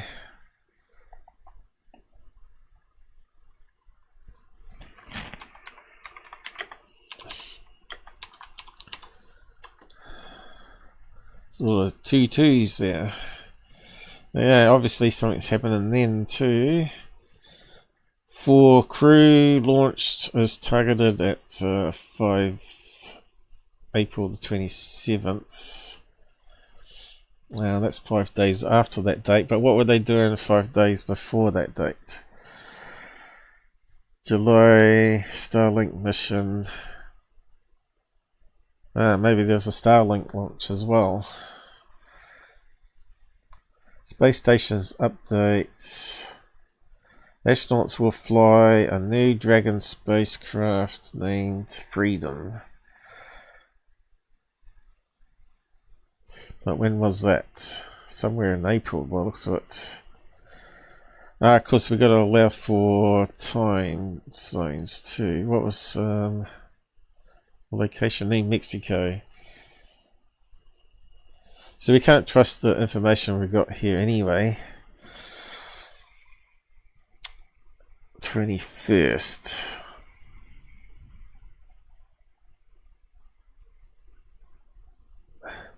So again, it looks to me like it could be Starlink launch then, April 21st. What's this one? Observers in Europe witnessed the second stage, I told you, de-orbit burn from a SpaceX rocket on the evening of April 21st. So if that's in Europe, that could easily be 22nd as well, couldn't it? Early in the morning, right? In America. So there you go. Both of those ones debunked as SpaceX. It just takes a wee bit of research. But yeah, don't want to spend too long on that. It's just garbage. So I think I did actually say it was most likely SpaceX. Overexposed rocket launches or cloud over moon. What's the times of the day? This is how I'm going to get that. That's very interesting how both crafts are so similar. Well, SpaceX launches do look very similar. It must be the latest model. The saucer looks genuine to me, even though you could see it looked like it was shining through clouds there.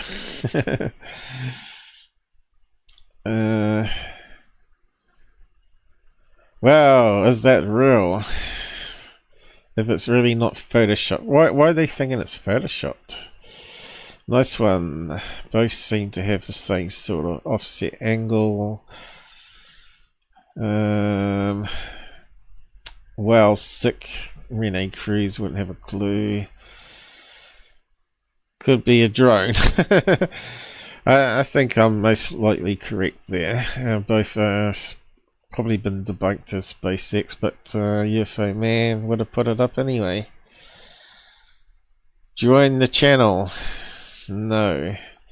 Hasn't put any links to the sources or anything like that. Even if it was submitted to MUFON, they might have determined it was SpaceX as well. So like I said, that looked like a second stage breakup there and when we filtered it, right? Did I reset that? I'll better make sure it's reset. But anyway, I think that's the latest stuff he's posted. He must like giving me videos to solve, because huge disc. Okay, we got another one, so we'll have a look at that one. And the other ones we looked at.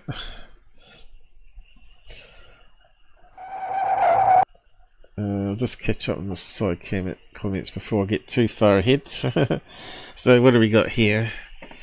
TERRAHERTZ Destroyer.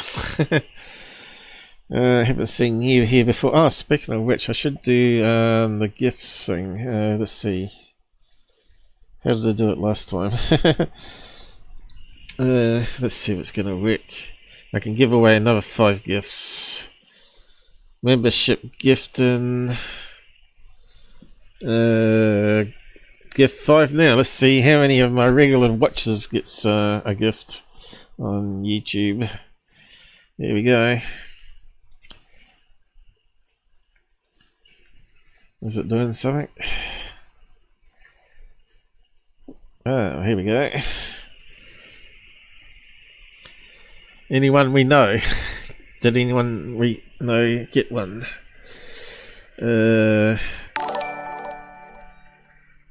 not sure if I know any of those names there, guys. Have you seen any of those guys around? Because I don't recall any of them.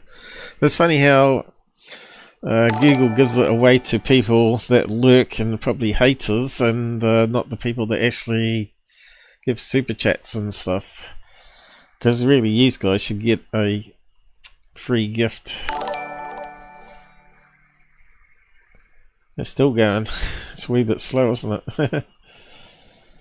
I suppose there's a lot of calculations there, though. Let's see. What are we saying here? Oh, it's still going. Yeah. Why does Corbell have access to all these secret files?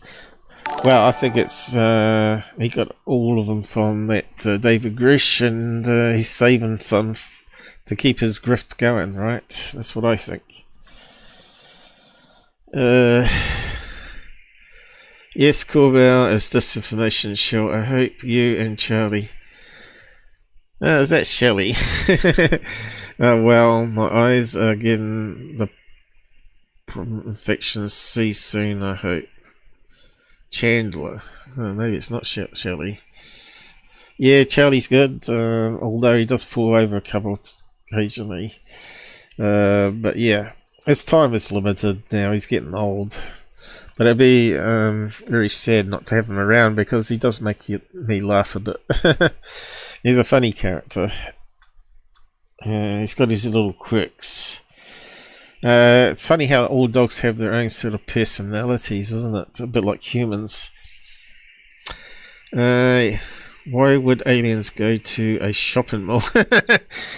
Well, why do you go to a shopping mall? Food, batteries, check out the technology, and if you're a female, you go and look at clothes. Well, I hate shopping. I don't know about you guys. I'd rather find what I want online and just have it delivered to the door. And the pinches look like dreadlock here. Okay, you're talking about the alien, or you're talking about the balloon? But yeah, definitely. If you look at the wedding balloons, they did look a wee bit dreadlocky. It's just saying to me that the idea that this was a UFO was floating. Oh, so you must be talking about the Corbell thing. Yeah. Who's TERRAHERTZ Destroyer? Is that someone different, or is it someone just renamed their YouTube? Risk Snowden here. Okay. It must be in America then, or is UK snowy at the moment too? Alright, you said the saying, yes. Yes. Is it yes renamed this thing? I don't know what's going on here.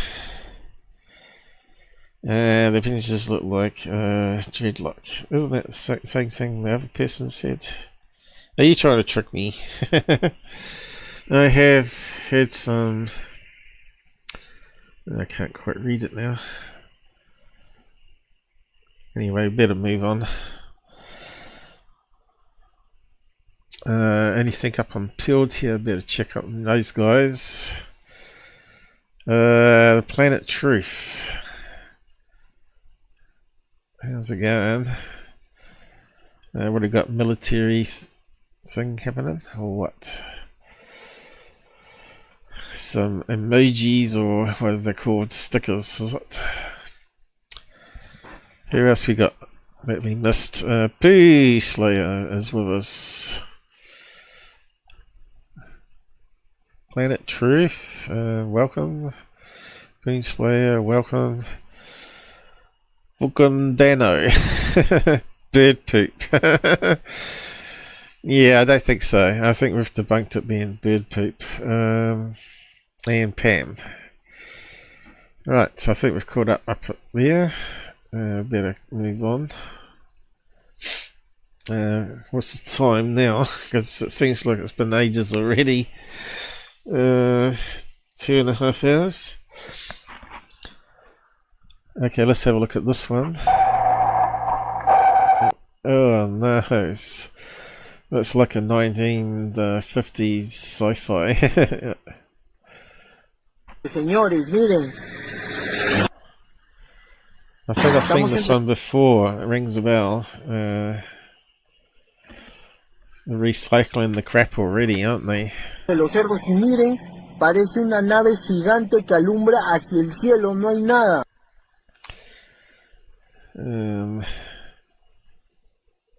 Wasn't it in Peru? On the highway there next to the coast, and this was like a fishing boat out to sea. If my memory serves me right, and it's reflecting off some low cloud sea cloud here. Miren. Is that a helicopter I can hear? Maybe it's maybe it's like a Coast Guard drug bust, and they're using helicopters and illumination flares or something on the boats. Parece un platillo volador, parece. Estamos entre los cerros, quiero que vean ustedes. Quiero que vean, miren. Me encuentro en la Panamericana y no hay nada. No hay nada. I think this was in Peru, wasn't it? What we got here? Oh, right, here we go. Huge this outside Nave, Peru. Yeah, this is like a year or so old now. 6 parameter lights. I think it was a boat out in the sea there. I debunked Miren it esa as. nave inmensa al fondo en los cerros, alumbrando hacia arriba. Lejos a kilómetros. It looks like it's laid down 1, 2, 3, 4, 5, 6, 7 lights maybe.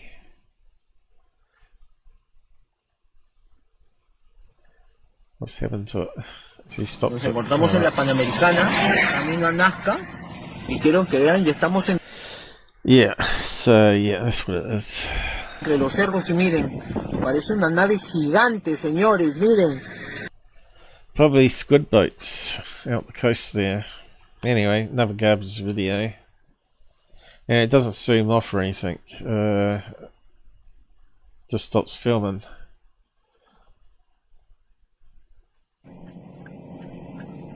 Parece un platillo volador, parece. Estamos entre los cerros, quiero que vean. Is that a helicopter or is it the engine of the truck? Or the car? Or aircon? Ustedes, quiero que vean, miren.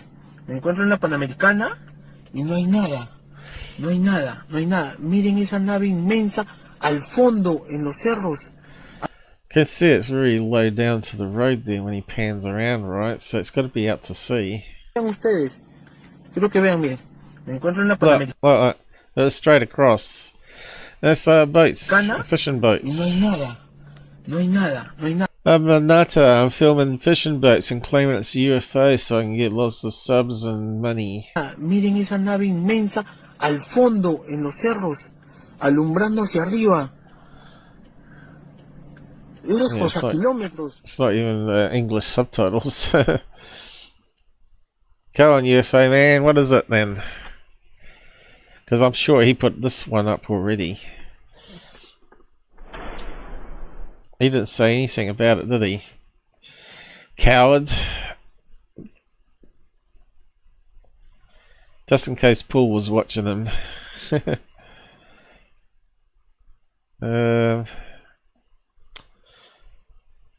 Thank you, Tim, for showing us fishing boats. I wonder what the difference between the colours and functions of the porthole. Yeah, on a boat, looking lights around the disc craft. Crafts with white, blue, and dull red. Well, I don't know about you, but I didn't actually see red, but there could have been red there. Mostly white.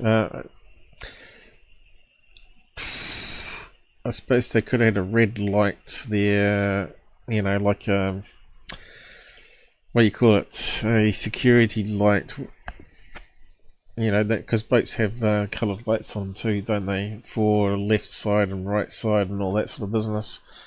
Whoa, awesome UFO. By the way, I saw one of your UFO videos on a live Italian UFO show. Well, that's a damn shame. He's getting publicity. Did they give me credit? See, that's the first thing he's asking. I want credit, I want credit. Was it said, or do they have the link? It's called UFO Global Italian Today. This guy's only about building up his channel, click views, and making money from it. I heard your voice, so I know it was yours. Apparently the Italian dude likes showing UFOs from different... Yeah, but he wants to know if you got credit. Watching now for support. Anyone can translate? No, because that's too much work. English close turned on. Yeah, but couldn't you just post a transcript of it? I thought we had it turned on. Parece un platillo volador, parece. Estamos entre los cerros, quiero que vean ustedes. This is not English. Quiero que vean bien. Me encuentro en... English closed captions. Am I missing something here? It's Spanish closed captions, no English.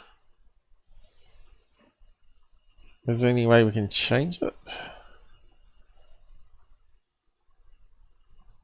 Spanish auto-generated. There's no English, so he lied. There's no English subs there. So yeah, he was too lazy to do it. He could have put it. He could have made a pasted it in a pinned comment, right? Thanks, Tim, but yeah, still, it's not English. Anyway, enough of that clown. UFOman debunked again. 2 videos.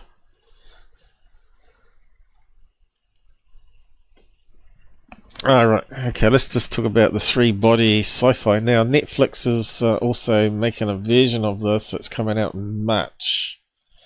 And they call it the 3-body project. And it's only 8 episodes. Well, this Chinese one, even though it's a lot of subs reading, and they talk very quickly sometimes, it's hard to read the subs. It's actually quite interesting. If you do a search online, you'll probably get a lot of spoilers now because it is over a year old. But essentially, it's a sci-fi. Starts off with scientists killing themselves, and the police are trying to investigate it. And there's the Chinese are working with US, UK, and all that now. That they sort of got a planet defense, so they're all working together. So they're trying to figure out why all the top scientists are killing themselves. And that sort of goes into deep science and theories of science, and pretty much current events in ufology, like if aliens are evil or not. So it goes into all that sort of stuff, and it unravels all these little subplots, and eventually when you get to episode 18 in this series, starts to make more sense what's going on. But yeah, episode 29 is really cool. What they did with the FX there could have been better, could have been a bit more gory. But I suppose it's made for Chinese television. But yeah, go and check it out. And also be worth to compare it to the Netflix version that comes out.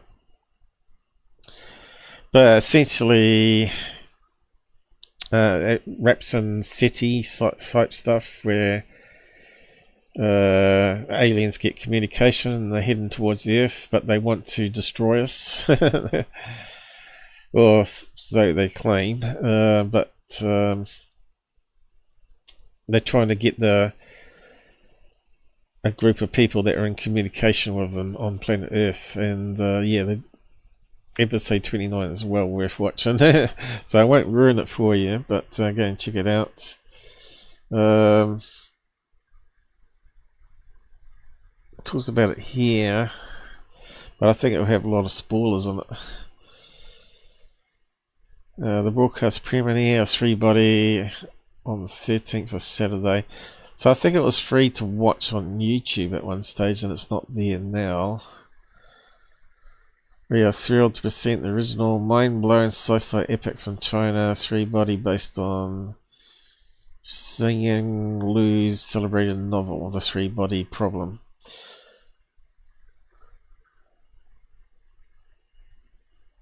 You need PBS apps to watch it. Maybe it's on there. It's not YouTube then. 13.org. Yeah, I think it'll probably be too complex for at least half America anyway. I think GUFON wouldn't be able to understand it. It's pretty deep. It's like watching a out there, more complex of the out there channel when he's talking about science theory and stuff. Yeah, so I suppose you could look up on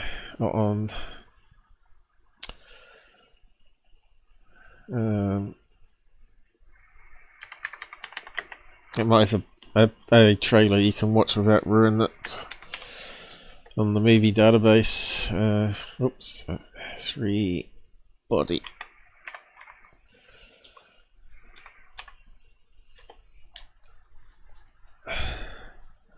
Here we go. I think there's a season 2 coming from what I read. So can't really say too much about it without ruining it, but yeah. Obviously it doesn't finish in the first season. They leave it sort of open so they can always do another season if they want to. That's generally how it happens, right? I'll post a link to that. Worth watch, even if only Chinese.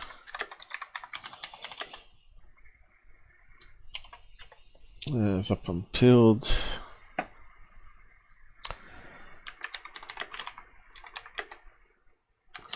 And it was recommended from a past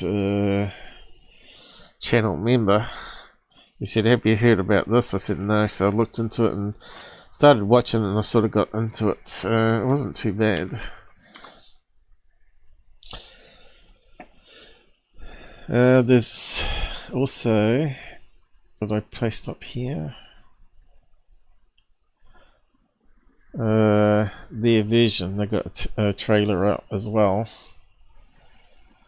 From the creators of Game of Thrones comes a stunning new blockbuster series unlike anything you've seen before.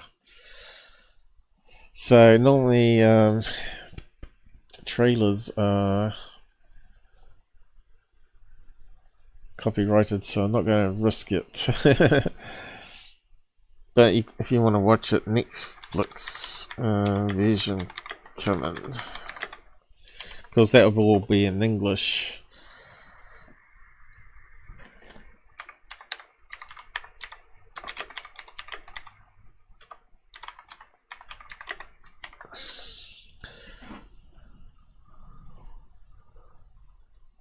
Is that the one?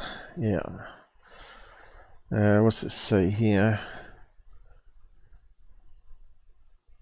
Yeah, Netflix. Yeah, okay. I won't play it, but it is quite good. Maybe I can just skip through it. I didn't think it looked as good as the Chinese version.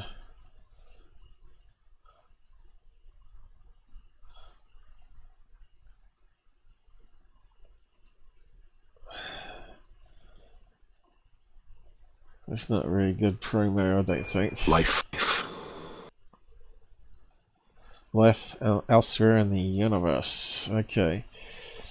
So there's another show I started watching, South Korean. I tell you what, they're really good at making really good scripted content. This one here called Death's Game. What was the other one from South Korea? Also was a game one. What was that called? where if they move forward and the robot would shoot them dead. What was that one? What was that called?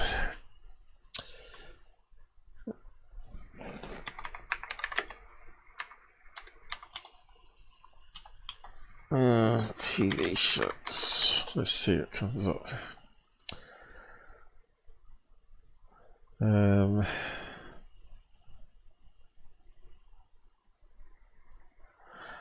Where they pick up, what's this one? Is that the one?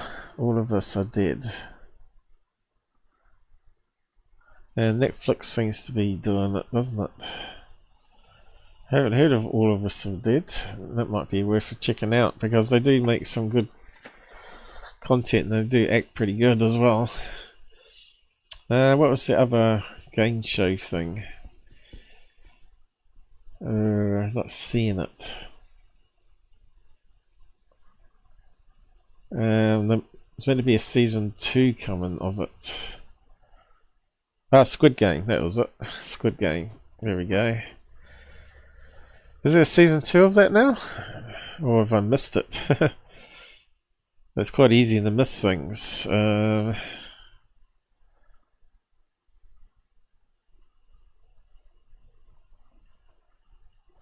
That's no good. So it's not the same as Squid Game, but it's same caliber quality show, and you'll love it if you like action and you like some clever script plot twists. It's really addictive. I'm sort of halfway through it now, and it's called Death's Game. Nothing to do with UFOs though, but it is almost like paranormal, I guess, in the sense that basically this guy commits suicide. That's basically how it works, and he ends up in a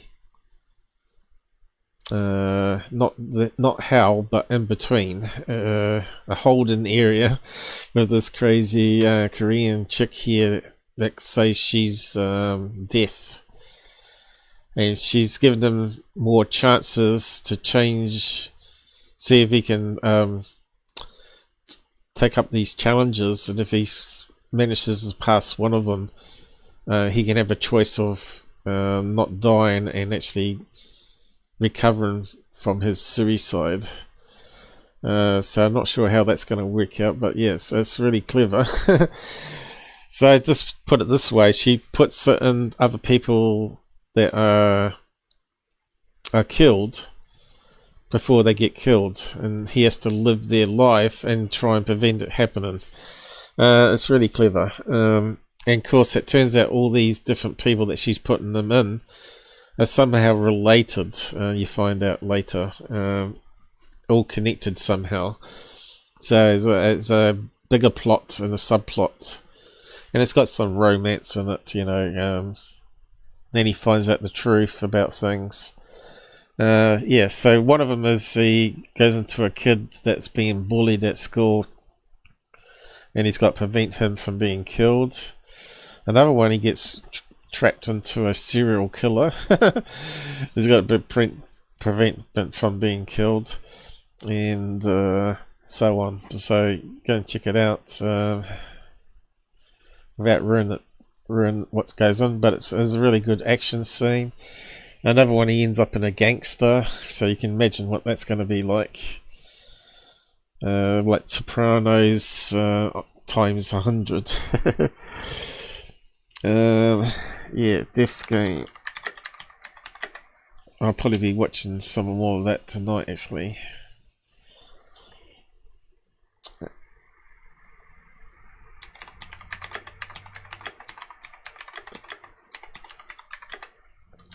So yes, mystery, suspense, romance, thriller, all chucked into one. I was really surprised how good it was, but again, it's only subs, unfortunately. No voiceover or whatever.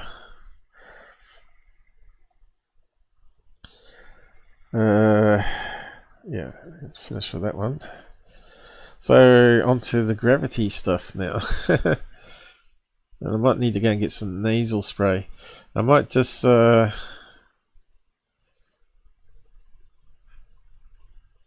Just have a mini break while I go to the toilet, so I'll go and grab some drink and I'll be back with you in a minute. Let's see. Just do something here on the screen.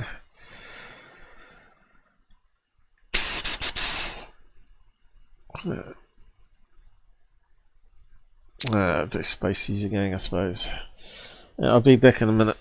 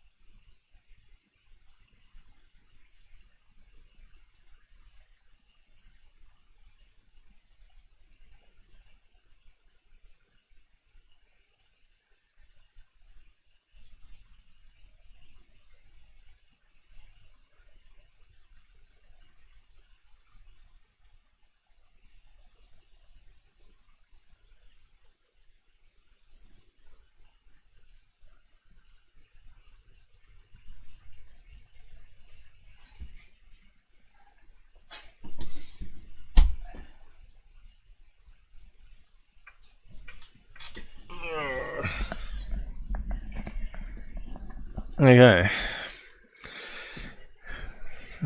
Species. Should make a version where you can connect to a web page and control it while I'm gone. It should be doable. I think what's his name, Geekcraft was doing that, wasn't he? Didn't work very well though. So yeah, carrying on, just wrapping up this gravity guy. I see Steve Cambrian had a Electric Universe guy on. I thought it was a bit of a disaster. The guy went into some of the science and then went into deep dive into crystal hippie bitches. Basically he was talking about all sorts of other things that had no relativeness to the Electric Universe from what I could see. But yeah, we were talking about gravity. Electric Universe sort of incorporates Tesla ideas and Einstein's. It's like a hybrid. Some of it makes sense and some of it, other stuff doesn't. But yeah, they sort of think gravity's to do with electric force, I think it is, where you got positive and negative, and what was it? They had a special name for it, dielectric, was it? Where it pulls down the particles towards 0 point, as they call it, or whatever. I don't know. I think Tesla's idea, it's sort of been sabotaged a wee bit. Yeah, I was just thinking about they're talking about electromagnets and all that sort of stuff. See, and what I believe Tesla was talking about was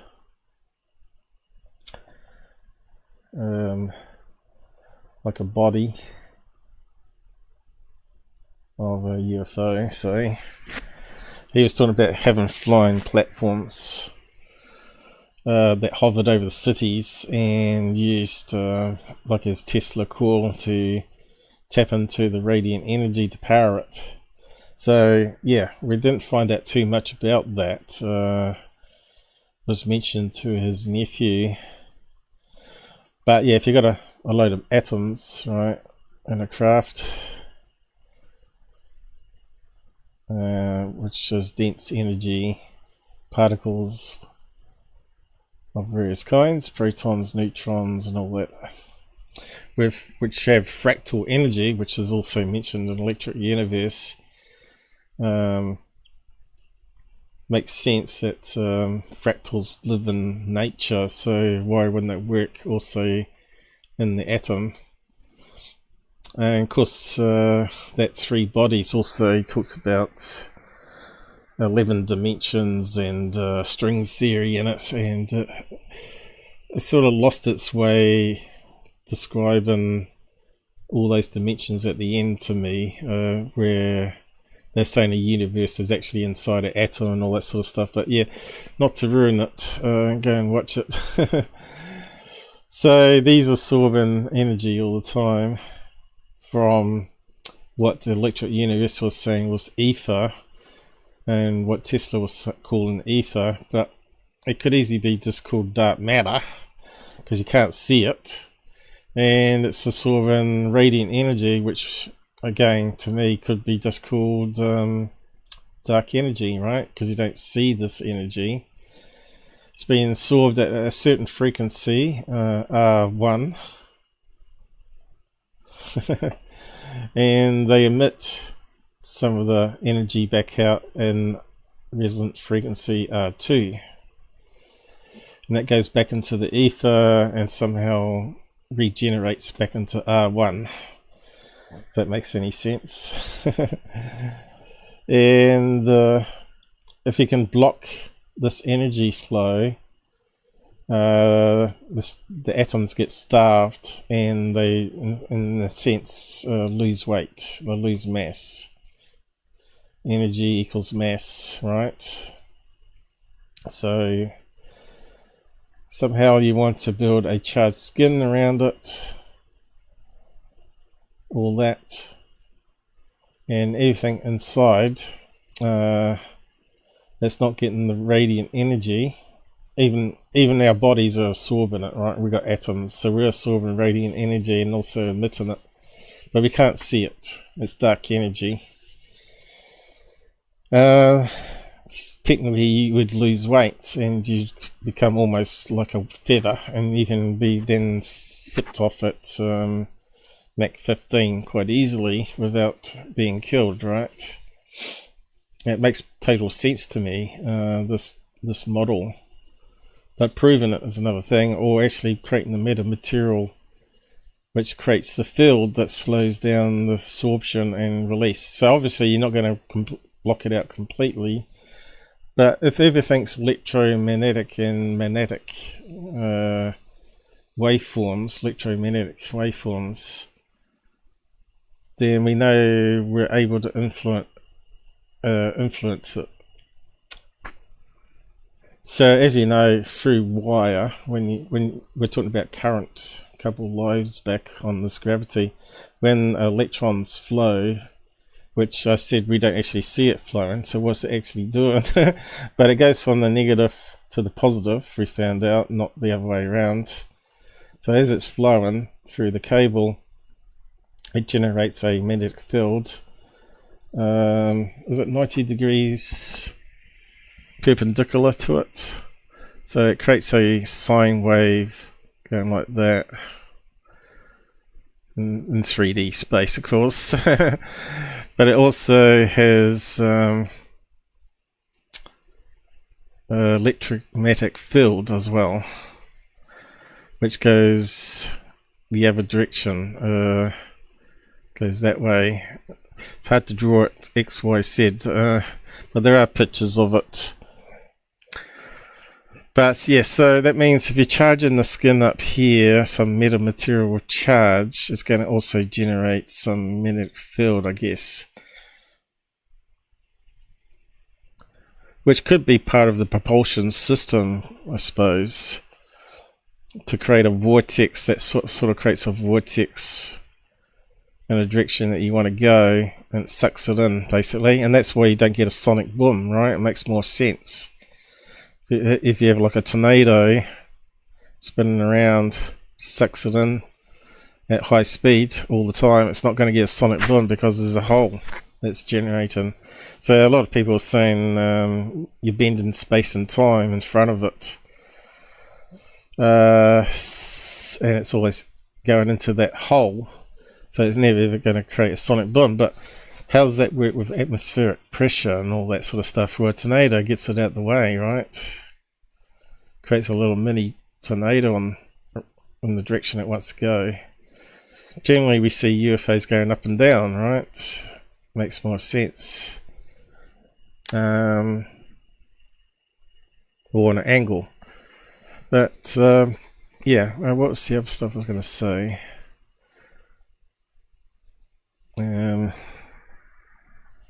It's gone out my head now.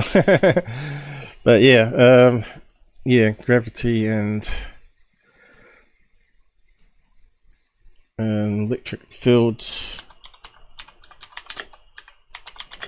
magnetic field. It's pretty deep stuff, right? Is it Max? What's his name? Max Planck, was it? That found out the connection between both. Nature. Electric field is necessary. A force is essentially a force field that is created around an electrically charged particle. A magnetic field is one that's created around a permanent magnet substance or moving electric charge. So you got permanent magnets, and you also got electron flow creating a magnetic field. So how would a permanent magnet create a field around it? So what you got to dive into is what magnetic field is, or what magneticnism is. And I suppose we can look up it. Actually, I was trying to find those images first. So what we got here, electric field and magnetic field. So they look similar, and they're sort of somehow related.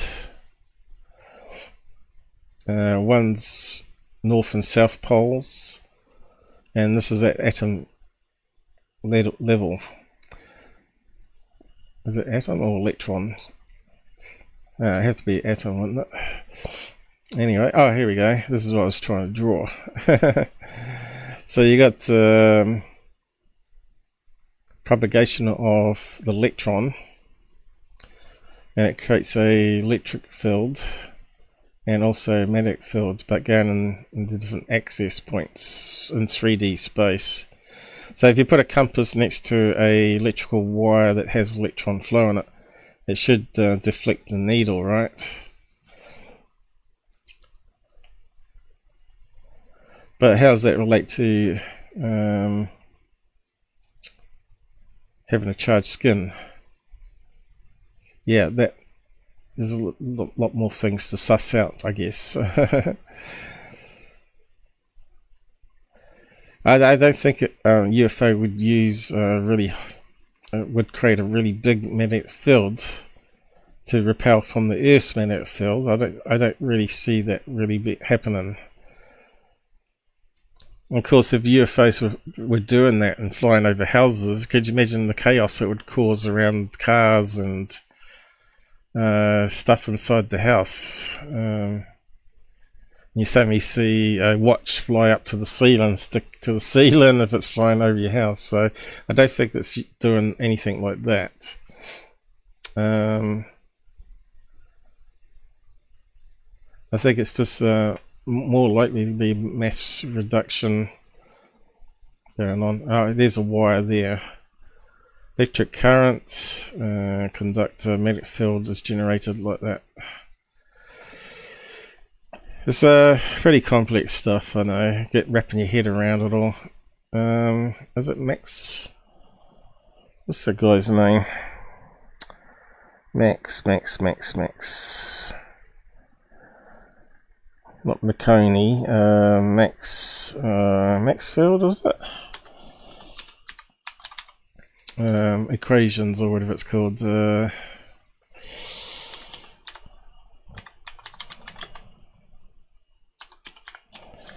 Where he found the relationship between them and all that sort of stuff. Let's see, is that the one?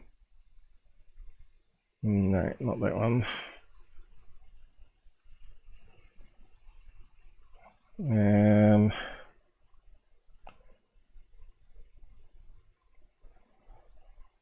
What did it put in there? Alright, Max. Maybe that's where it's gone wrong. Ah, here we go. Max Wells. Yeah, get mixed up between fields and wells. That's right, Max Wells equations. What are the four Maxwell equations? Algebra solution.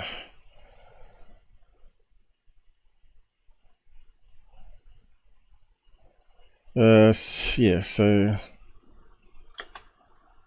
what is he famous for?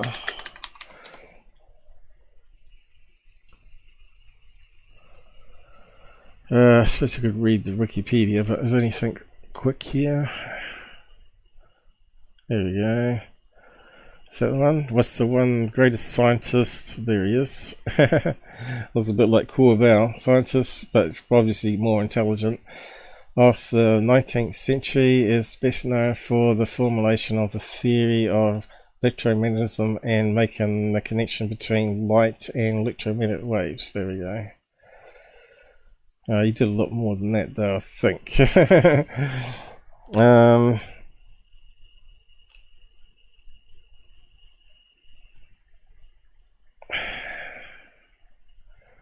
Let's see. Creation showed that different wavelengths of light appeared to us as different colors, but more importantly, it revealed that there was a whole spectrum of invisible waves which the light we can see was only a part. So he's part of that then. What did Einstein think?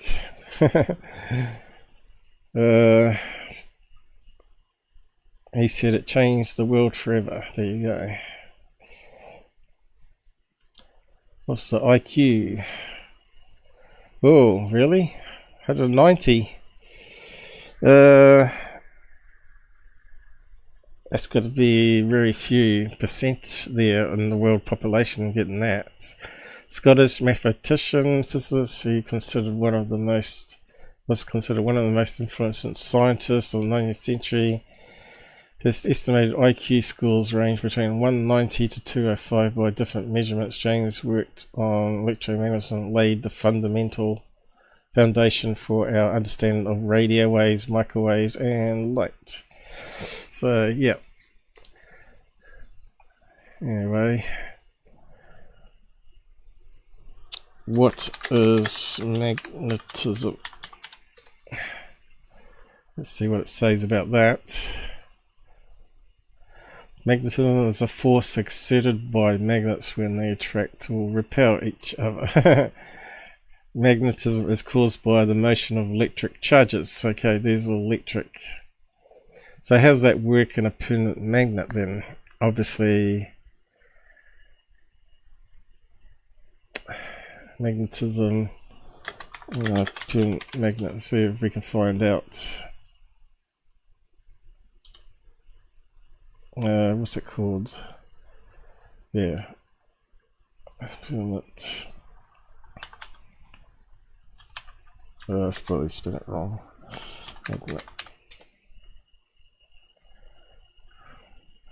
Modern theories of magnetism maintain that a magnetic field is produced by an electric charge in motion, and thus it's theorized that the magnetic field of a so-called permanent magnet such as lodestone is a result of electrons within the atoms of the ion spinning uniformly in the same direction. So basically, you know how you can rub a permanent magnet onto a screwdriver, and eventually some of the magnetism aligns the, what they're saying here, the poles, is it? The north-south charge poles, all in the same direction, and then it makes it able to lift up metal objects, right? So it's not the same as electric current in that sense. Well, does electric current then, momentarily as electrons moving, does it change the pole of the atom? There'd have to be some sort of link there, wouldn't there? So yeah, so if that charged skin of a UFO is happening, it could create like a permanent magnet in the sky, couldn't it? Where the atoms are all aligned in the same direction in the matrix or whatever it is, carbon, bismuth, or whatever they're using for metamaterial experimentation now. So yeah, it's a bit of a deep think here, isn't it? So what can be magnetized? And as we know, metals are one of them. They're crystal, by the way. All metal is crystals. Minerals that can be magnetized, which are also ones that are strongly attracted to a magnet, are called ferromagnetic or ferrimagnetic substances. These include nickel, iron, cobalt, some alloys of rare earth metals, and some naturally occurring minerals such as lodestone. I haven't heard of lodestone before.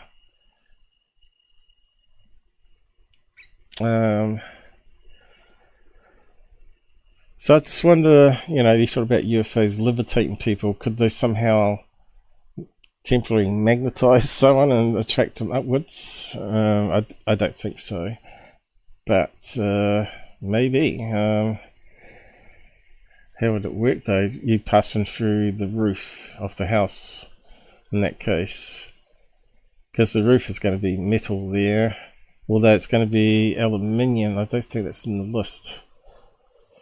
Aluminium is more, well, they call it, what do they call it? Aluminum. We call it aluminium here.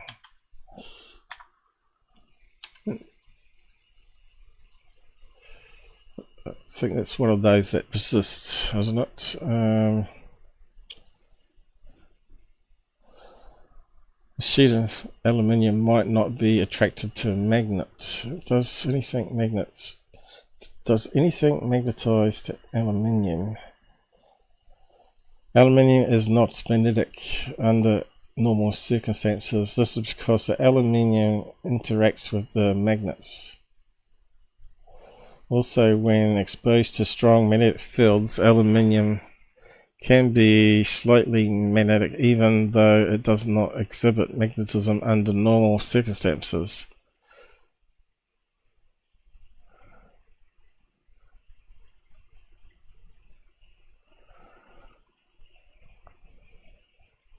So even under strong magnetic fields, it's only slightly magnetic. And cause aluminium is quite light metal, really. But would they make a Black Ops craft with Tesla's ideas out of carbon fiber or aluminium, or use aluminium? I suppose they've got to use some metal in it. So somehow they must shield it. They probably use fiber optics, right, for instead of using wires as well. But yeah, all these things you got to think about, right? And you got to sort of connect all the science into it. There you go. But anyway, I just was quickly going to dive into that just to talk about it. Because I've mentioned it a few times about drawing pictures. Well, that's pretty crappy, that picture. But it's better than nothing, I guess. So, don't save. So yeah, let's read out about this lab here, about being raided.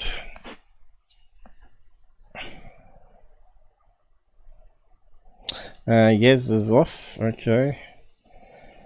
Yeah, I'm just wrapping up on this. This is the last bit, and the other stuff again. I'm going to have to push. never is enough time. So yeah, I'll just get the reader because I'm going to struggle otherwise with the eyes. You can always watch it later, but I can't guarantee when I can do the bookmarks. I did all the chapter bookmarks for the other two only yesterday, so I've been pretty busy.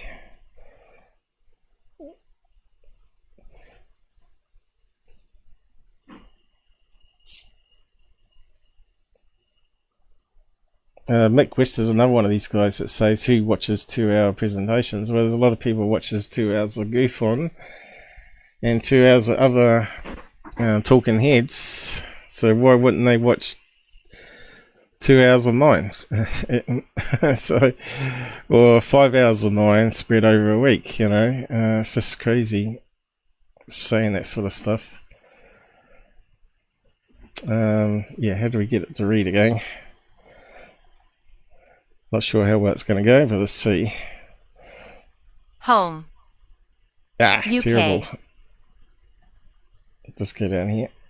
Lusiv, FBI agents visit scientists building flying saucer at Falcon Space Lab in New Jersey and reveal they are part of X-Files like government UFO investigation. Mark Sokol, 35, told DailyMail.com FBI agents showed up at his New Jersey lab last Friday and revealed they had been tasked with investigating UFOs. The scientist, the founder of Falcon Space Lab in Hawthorne, said the feds told them they had received a tip about enriched uranium being used at the site. CCTV shared with DailyMail.com shows the two FBI agents flashing their badges and interviewing the inventor, as well as pacing outside with a Geiger counter. So who would have ratted on them for having uranium? Must have been on their live show, surely. Where's the picture of the FBI agents? The men in black. Here we go. Here is it.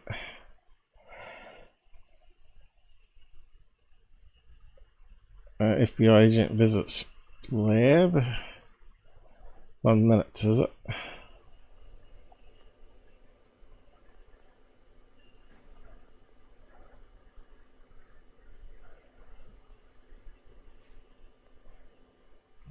I don't see anything in that.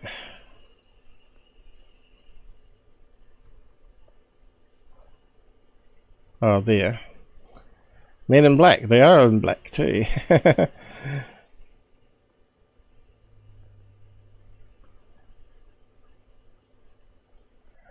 Do you have any uranium on hand? No.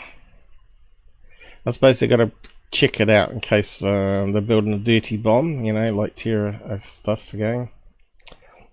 Counter. By Josh Boswell for DailyMail.com. Yeah. Published 4:54 Australian Eastern. Why is it not reading? What's happened there?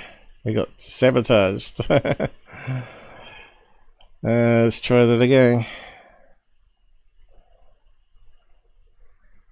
88 shares. 39. View comments. FBI agents visited a New Jersey lab where scientists are trying to build a flying saucer after they received a report of dangerous uranium being used on site. Mark Sokol, founder of the Falcon Space Laboratory in Hawthorne, New Jersey, told DailyMail.com he was shocked when 2 federal agents showed up at his shop last Friday. Sokol said the more senior of the 2 agents told him they had been tasked by bureau bosses with looking into unidentified anomalous phenomena, UAP, the government term for UFOs, making him a kind of real-life Fox Mulder from the classic show The X-Files. They didn't find any dangerous uranium, Sokol said, but were intrigued by the experiments going on at Falcon Space. Sokol, 35, and his colleagues are attempting to use nuclear physics to make objects weightless, the first step towards building a functioning flying saucer. FBI agents visit Space Lab over bogus enriched uranium tip-off. Midnight. / 1:15. +11. What's it reading? Oh, View down gallery. here. CCTV shared with DailyMail.com shows 2 FBI agents grilling Yeah, we know scientist that. Mark Sokol during a surprise visit to his lab. Intists down and there. inventors are trying to build their own gravity-defying flying saucer in the Falcon Space Laboratory in New Jersey. +11. View gallery. Sokol explained he and his colleagues have been working on experiments to make objects weightless, the first step towards building a functioning flying saucer, using this foil-lined Faraday cage that managed to reduce an object's weight by 17.8%. Trending. Kate Garraway may sell £4 million home where she nursed husband Derek Draper. Oh, God. 5.8k viewing now. Hey are inspired by verified reports of strange unidentified objects flying in extraordinary ways in our skies, seas and space, which are now being openly investigated by the government. Sokol told DailyMail.com his goal is to figure out the technology behind these objects, which some believe to be extraterrestrial craft. CCTV shared with DailyMail.com shows the 2 FBI agents flashing their badges and interviewing the inventor as well as pacing outside with a Geiger counter, a device used to detect radiation, which showed no harmful radiation at the lab, he said. They showed up on Friday right around noon, Sokol said. They flashed their badges, said F. Hang on, but can't you put the radioactive stuff in lead containers and you wouldn't be able to detect it? FBI, and asked if we had any enriched uranium. I laughed and told them no. Enriched. One said that we're not in trouble and he wanted to come back at some point and pick my brain about UAPs because he's been tasked by the FBI in investigating UAPs or UFOs. But if the senior agent is a real-life version of David Duchovny's Mulder, his partner didn't quite measure up to Gillian Anderson's Dana Scully. Sokol said the more junior of the pair was fresh-faced and probably in his early 20s. They said they got a tip-off that I have enriched uranium. The only uranium we have here is a little piece that I got off Amazon to check our Geiger counter to make sure it's working. Ah, I want some of that. D-uranium. I want to The check only mine. uranium we have here is a little piece that I got off Amazon to check our Geiger counter to I make don't sure think you it's can working. buy it in New Zealand. I don't think you can get anything like that in New Zealand. It's more locked down than any other country. Working. A spokeswoman for the FBI field office in Newark, New Jersey, told DailyMail.com, "We receive information from the public each day through various reporting mechanisms." +11. View gallery. I can't help thinking Left this to guy right, looks. Dutton Palmer. Help thinking this guy looks very much like that other guy that was recently imprisoned for defrauding Bitcoin. what was his name? With a strange girlfriend with the glasses. Yeah, it kind of looks like the same sort of crazy hair, isn't it? Excuse me. There's pollen again. Yeah, I'll just carry on. Tom Butler, Mark Sokol, Wayne O'Hulla, all working on an experiment at their lab in Hawthorne. Plus 11. View gallery. There we go. Members of the Falcon Space Laboratory plot their experiments to replicate UFO technology such as anti-gravity. Plus 11. View gallery. Falcon Space was founded by Mark Sokol, who turned his battery manufacturing laboratory into a hub for scientists and inventors trying to crack the problem of anti-gravity. Which we read last time. In general, when we get information about a situation involving illegal and dangerous radiological or hazardous materials, our agents investigate it. The spokeswoman did not comment on whether their FBI office had a designated agent for UFO-related cases. Sokol described his lab as a bootstrapped community of scientists, engineers, and inventors hoping to crack anti-gravity, warp drives, and other futuristic technologies. They are funded by donations and a few private investors passionate about the topic.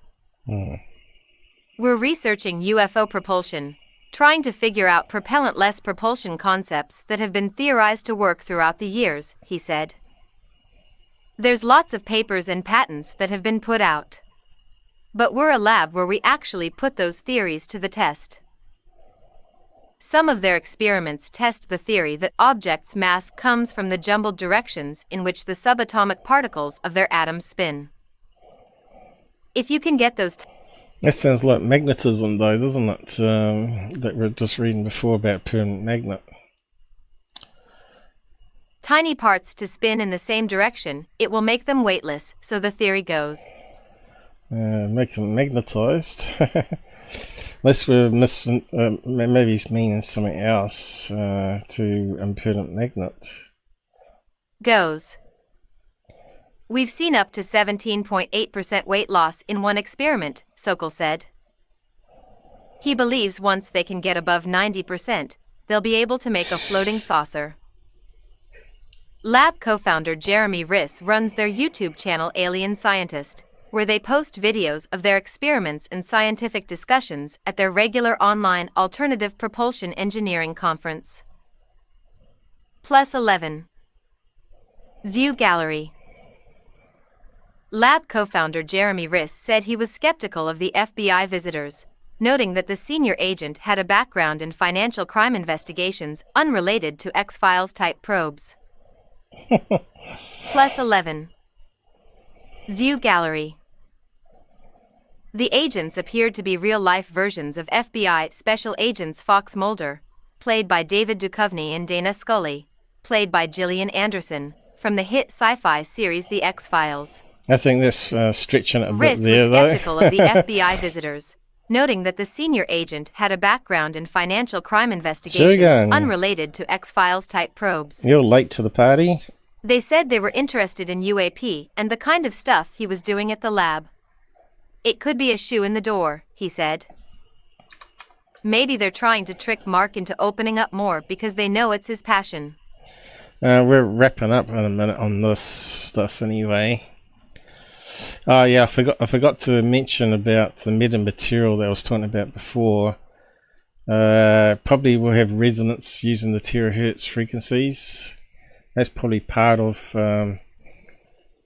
getting the vibration of the atoms working in a way that it produces a shield of a high enough magnitude to stop the radiant energy being absorbed. But that's just my theory. But yeah, I was going to look at the other bits on that as well. I don't know if Tesla mentioned terahertz. I don't think he was capable of making terahertz. But anyway, just carry on. Passion. If you lie to federal investigators in any way, even just telling them the time on a broken clock, they can later put charges against you. Though the government has not officially confirmed it is using FBI agents to conduct UFO-related investigations on the ground X-Files style, there are several hints that this is the case. In a presentation by Sean Kirkpatrick, director of the Pentagon's All-Domain Anomaly Resolution Office, ARO, a 2021 law which created the latest incarnation of the Pentagon's UFO Investigation Office ARO also ordered it to rapidly respond to and conduct field investigations of. You know they had to put arrow in this article to get more clickbait, right? So any more on the lab is more what we're interested in.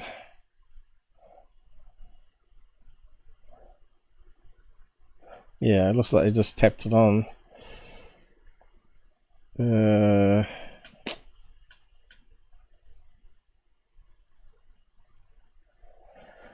Probably need to read that. Let's see what that says there. Of incidents involving unidentified aerial phenomena under the direction of the head of the office.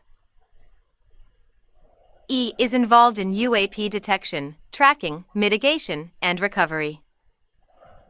The U.S. government has itself tried to build craft resembling classic flying saucers, though official records show it achieved little success. In the 1950s, the U.S. Air Force hired a Canadian contractor to help it try to build a supersonic flying saucer. Plus 11. Oh, God. View gallery. So that's getting DailyMail.com obtained slides from Kirkpatrick's January 11th presentation which showed the steps ARO was taking to ensure UAP are effectively and efficiently detected, tracked, analyzed, and managed. I'm trying to... Named Project 1794 were declassified in 2012 and include schematics that look like they come right out of a science fiction movie. According to papers published by the National Archives, the saucer was designed to fly between Mach 3 and Mach 4, a ceiling of over 100,000 feet and a maximum range with allowances of about 1,000 nautical miles. So that's not hypersonic. Despite indications of initial success at a relative... Hypersonic speed is a Mach 5 or higher, so... Relatively low cost, the project fizzled out after engineers apparently failed to get the craft flying higher than a few feet.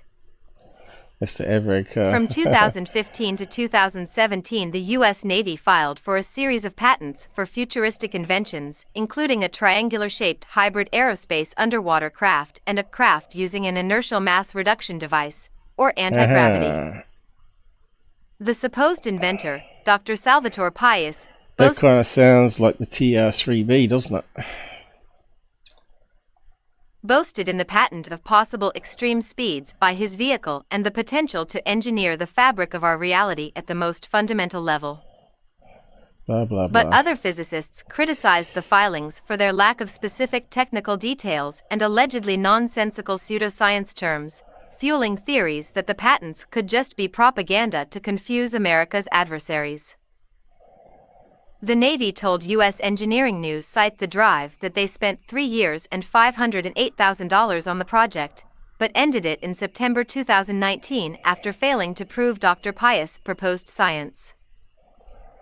No further research has been conducted, and the project has not transitioned to any other government or civilian organization.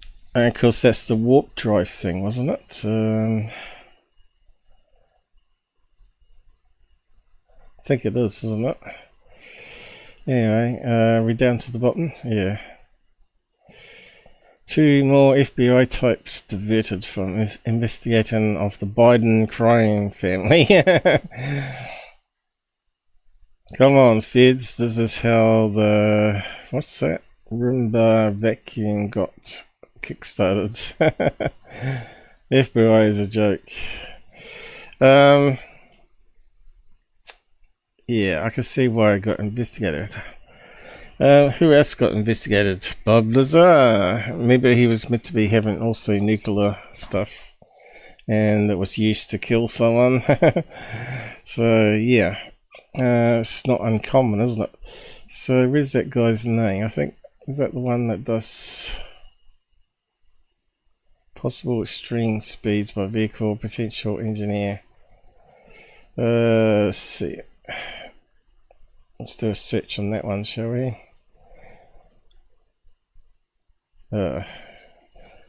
Search Bing. Ugh. Okay, maybe it'd be better than Google. What's it done? Pops up a thing. That's pretty crappy. American aerospace engineer.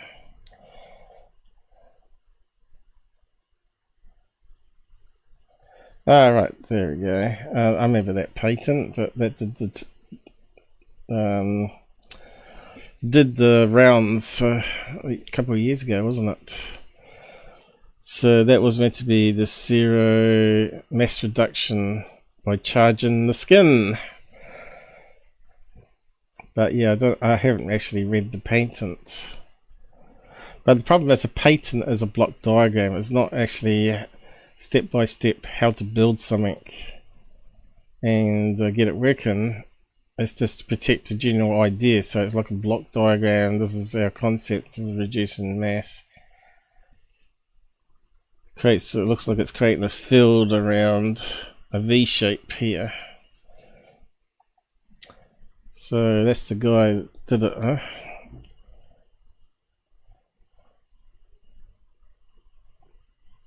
What else we got on it? Podcast.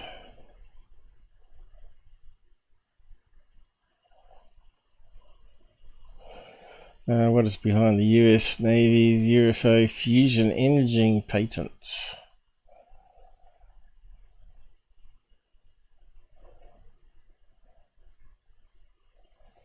So yeah,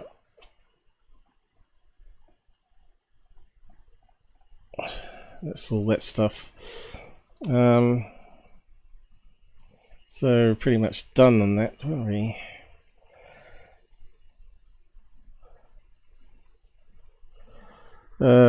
Lastly, TERRAHERTZ. Close. So there wasn't too much left to read in that. So TERRAHERTZ technology. Okay, let's have a read of the basics then. Maybe I should read it. Get the reader. TERRAHERTZ frequency range 0.1 terahertz to 3 terahertz is the last span within the whole electromagnetic wave spectrum, which has not been technologically and commercially developed. For this reason, in literature, the terahertz frequency range is often referred to as the terahertz gap. At the same time, it is well known that this frequency range has incredibly fascinating prospects for many applications.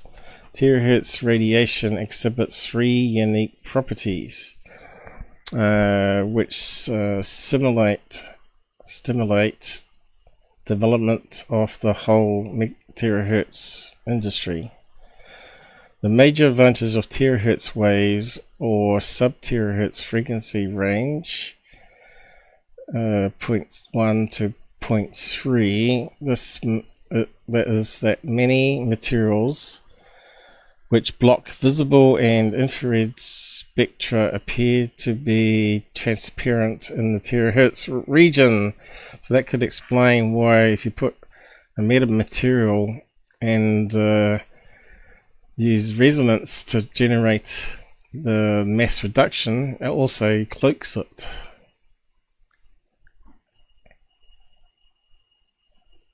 Makes it invisible. But how much invisible? Do we still see heat signatures? I don't know. So where is it here? So we did look at it last time very quickly. Microwaves, radio waves, microwave, and then it's in between microwaves and infrared. And that's what we see with our eyes. Ultraviolet, X-rays and gamma rays going that way. With that said, as compared to microwave radiation, the terahertz frequency range enables to achieve a fairly good spatial resolution required for rendering quality imaging. So I suppose it's a bit like a CAT scan and stuff, is it? T-rays are non-ionizing, so they're not dangerous. So that's probably why you want to use it on a UFO. Able to penetrate clothing. So it kind of makes you wonder if that's part of the limitation of UFOs then. Polyethylene, polyester, and other types of shrouds, covers, and enclosures made of various opaque materials. So you could make a invisible cloak or military clothing, right? And you switch on a switch, it makes a terahertz resonance, and you disappear. Selectively absorbed by water and organic substances, unique properties, T-rays much more attractive and informative than X-rays. And near infrared radiation, NIR. The second unique property of terahertz emission is it's harmless for biological entities as opposed to X-rays. No ionizing radiation, non-invasive and absolutely safe for humans, animals, and plants. Moreover, many substances reveal their characteristic spectral lines in the far terahertz range, which provides unique information about their structure and allows conducting their chemical analysis. During the last few decades, there has been a lot of speculation about terahertz technology, yet not so many really successful breakthroughs have been made. TerraSense tries to bridge the terahertz gap by developing a special imaging technology.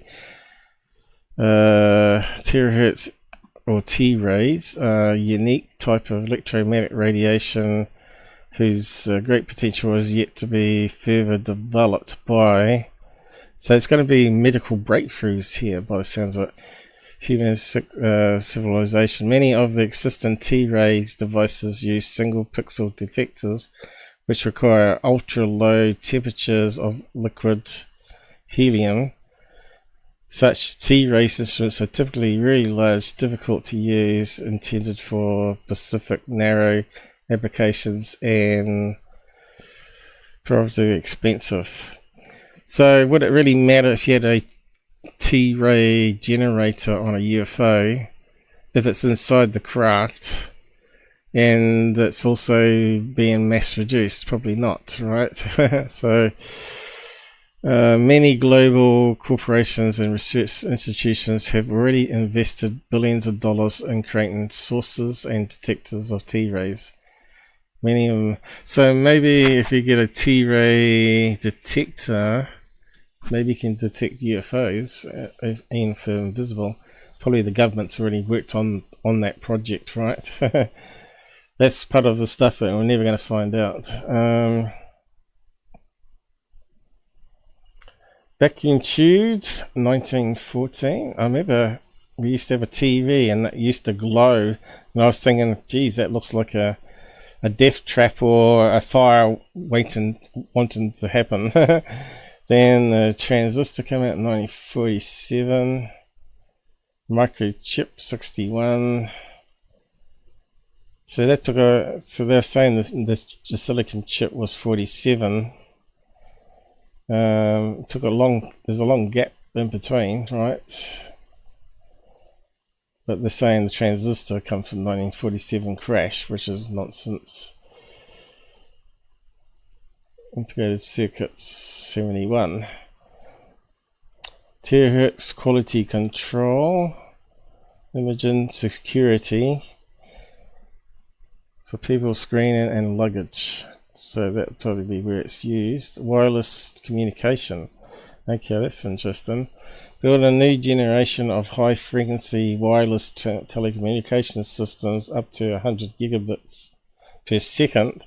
This application holds much promise for high-speed information transmission between electric devices, building wireless local area networks and wireless personal area networks of the new generation. So in the future, all these wires that we've got around our laptop here may be replaced by terahertz transmitter. That sounds like something that Tesla would be working on, right? To use terahertz to transmit power long range, or at least between the ground and his flying platform that he was talking about.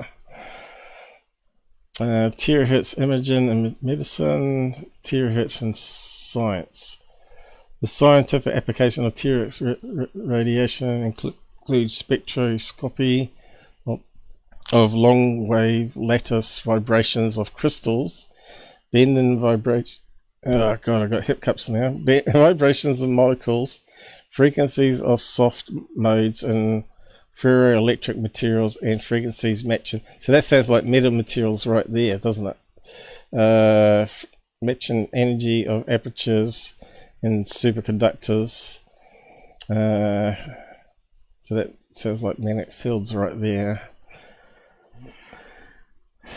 Two application fields that stand out from the rest can already be boosted to have employed terahertz systems. First includes high-speed conveyor images systems for postal office screening. The other identify a chemical substance based on their characteristic features. Yeah, so really it's surveillance at the moment. But it'd be interesting if it rolls it out to wireless technology, right? So I didn't know all that. So that's why I do this sort of stuff, because we learn together. And that's quite interesting, I think. I'll post a link to that one. That's a good breakdown, that one. Probably better than the wiki page.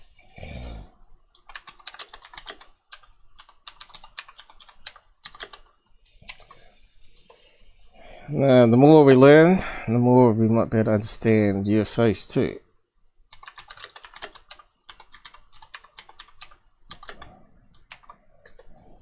In fact, I'm not sure if anyone's actually talked about terahertz. Probably alien scientist has, probably.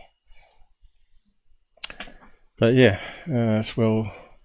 Now, talking about crystals there, and you know, you heard about quasi crystals on stealth planes. If they use a terahertz resonance with crystals, what would it do? Would it also create a vortex in front? You know what I mean? Because it's got to be affecting the air molecules. It could create a tornado, like a hole that the UFO flies into, so you don't get a sonic boom.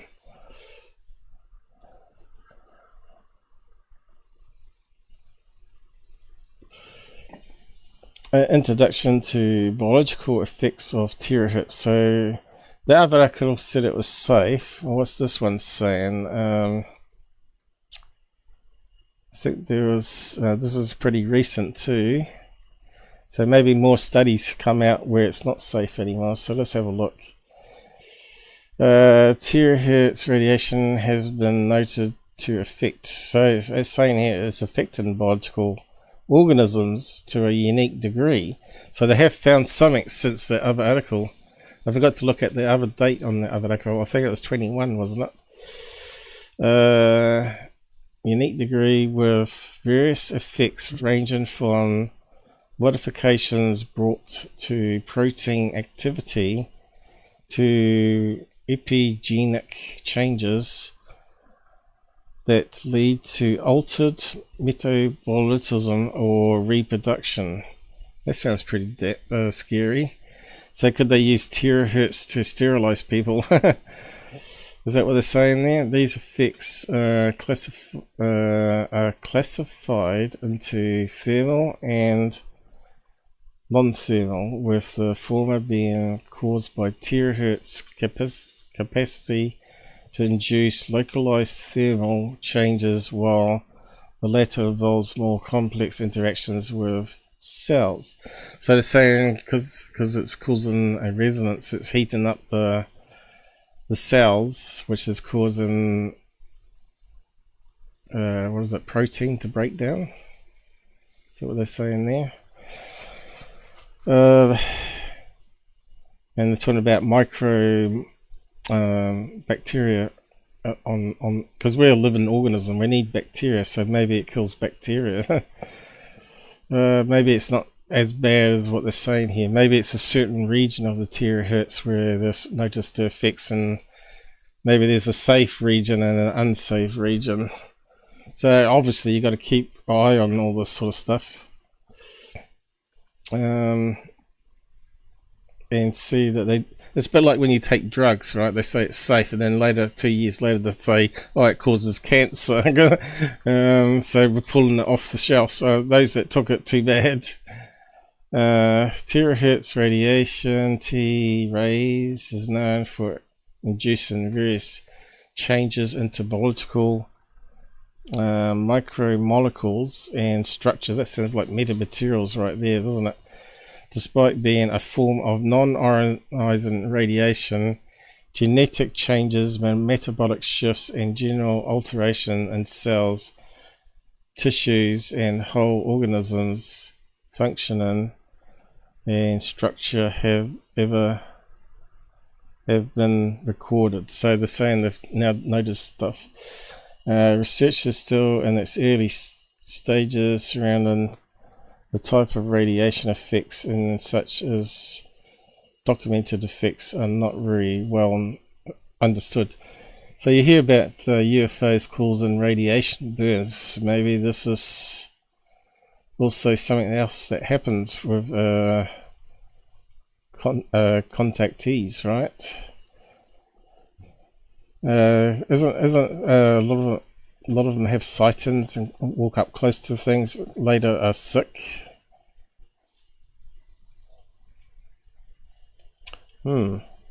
Yes, so it's quite interesting. It sort of breaks right into ufology, doesn't it?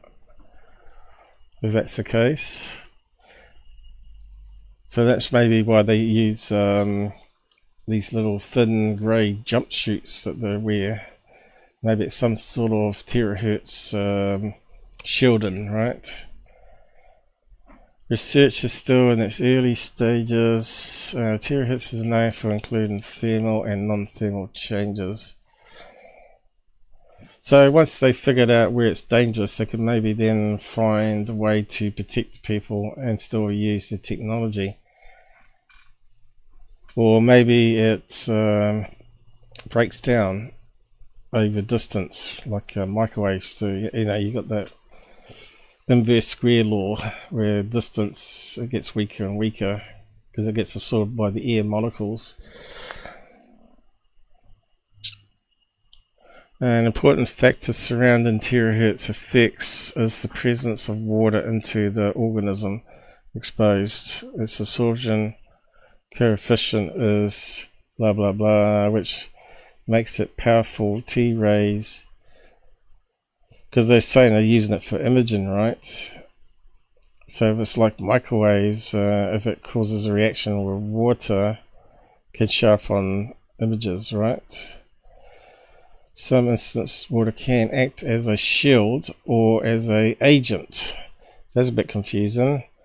So, but like most radiation, water can be used as a radiation shield, but also in this case, it can be used as an agent. It exclusively stops non-thermal effects, but enhances the latter form of energy transfer. So yeah, it goes on a bit, but a mess here. Interaction with animals, which is probably what they'll be testing it on, probably. Those poor mices.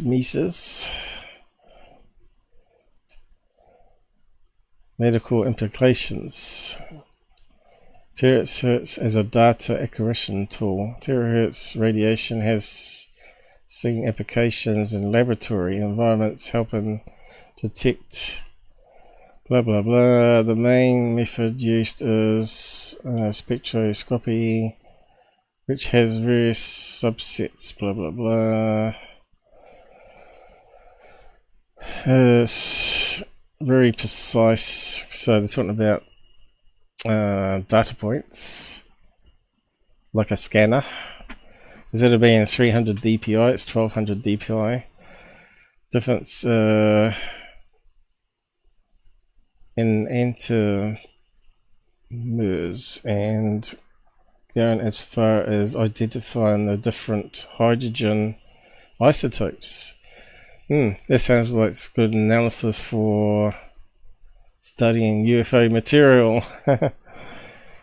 There are also numerous claimed applications. So yeah, you can see there's a lot of research being done into it. So yeah, so if it's going to cause problem with cells, I don't think we could use it for wireless technology. If like microwaves, that only penetrates on the top surface layer of your skin, which is normally dead cells, so it doesn't really matter. But terahertz would penetrate into soft tissue, wouldn't it, and cause problems by the sounds of it. But anyway, I'll post a link to that. But like I said, once they know what the problems are, they can actually still use it as long as they've got safeguards, right?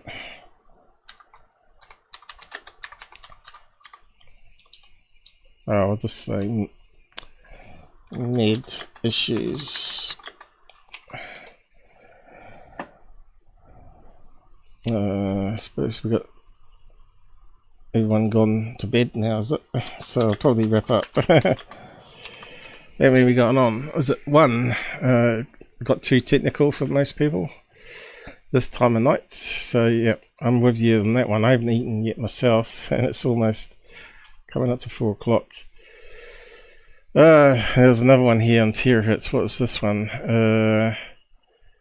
Terahertz waves enable non-destructive evaluation NDE. So what was this one about? Why did I keep it? There was a reason why. Alright, it's got all these different headers. Probably something to do with that. Imaging.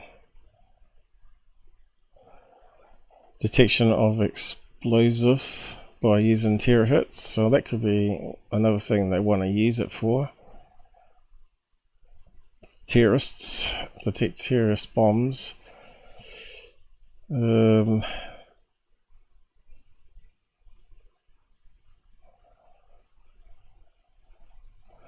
Subwave plasmodic structures. I think that's basically what they're talking about. The proteins and all that, wasn't it? Anyway, and it goes on and on. Oh, nano devices and nano systems. So that's another interesting one there. What would they use it for? Nanotechnology, though.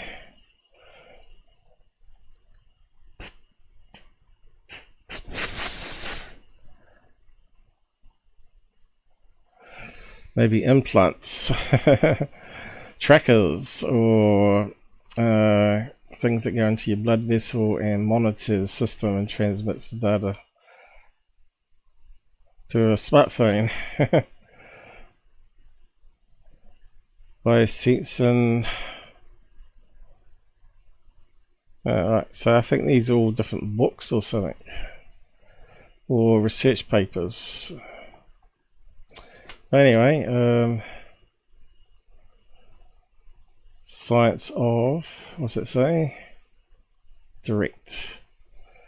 So I'll post that link up there if you want to go through all that. But anyway, like you, I'm burnt out. That's probably time to wrap up now. And eventually we'll get onto the other bits that I keep pushing off. Always ends up, I said I was going to do those first, but I'll do that next time. I have to. It's been like a couple of months I've pushed it, so I have to do those ones next time. So yeah, thanks for supporting me by popping along on the side chat, guys, and I'll say good night now and let you go to bed. And I'll do the chapters over the next couple of days, hopefully. And I'll close down that and that. I don't know if anyone's around still. And put up the end credits. And I hope you enjoyed what we did today. It was a bit rushed again, because I had so much other stuff to do, and the heat is making it hard to sleep. End credits, here we go. Take care and on the roads, and I'll see you again next time, hopefully.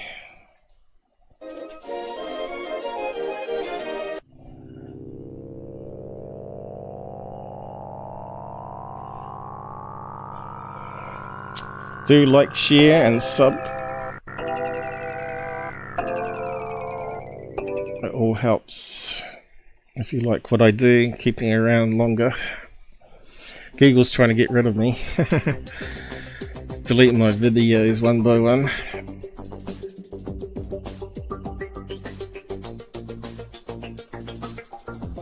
No doubt they could find a lot of problems in today's show because I was doing a lot of theory there.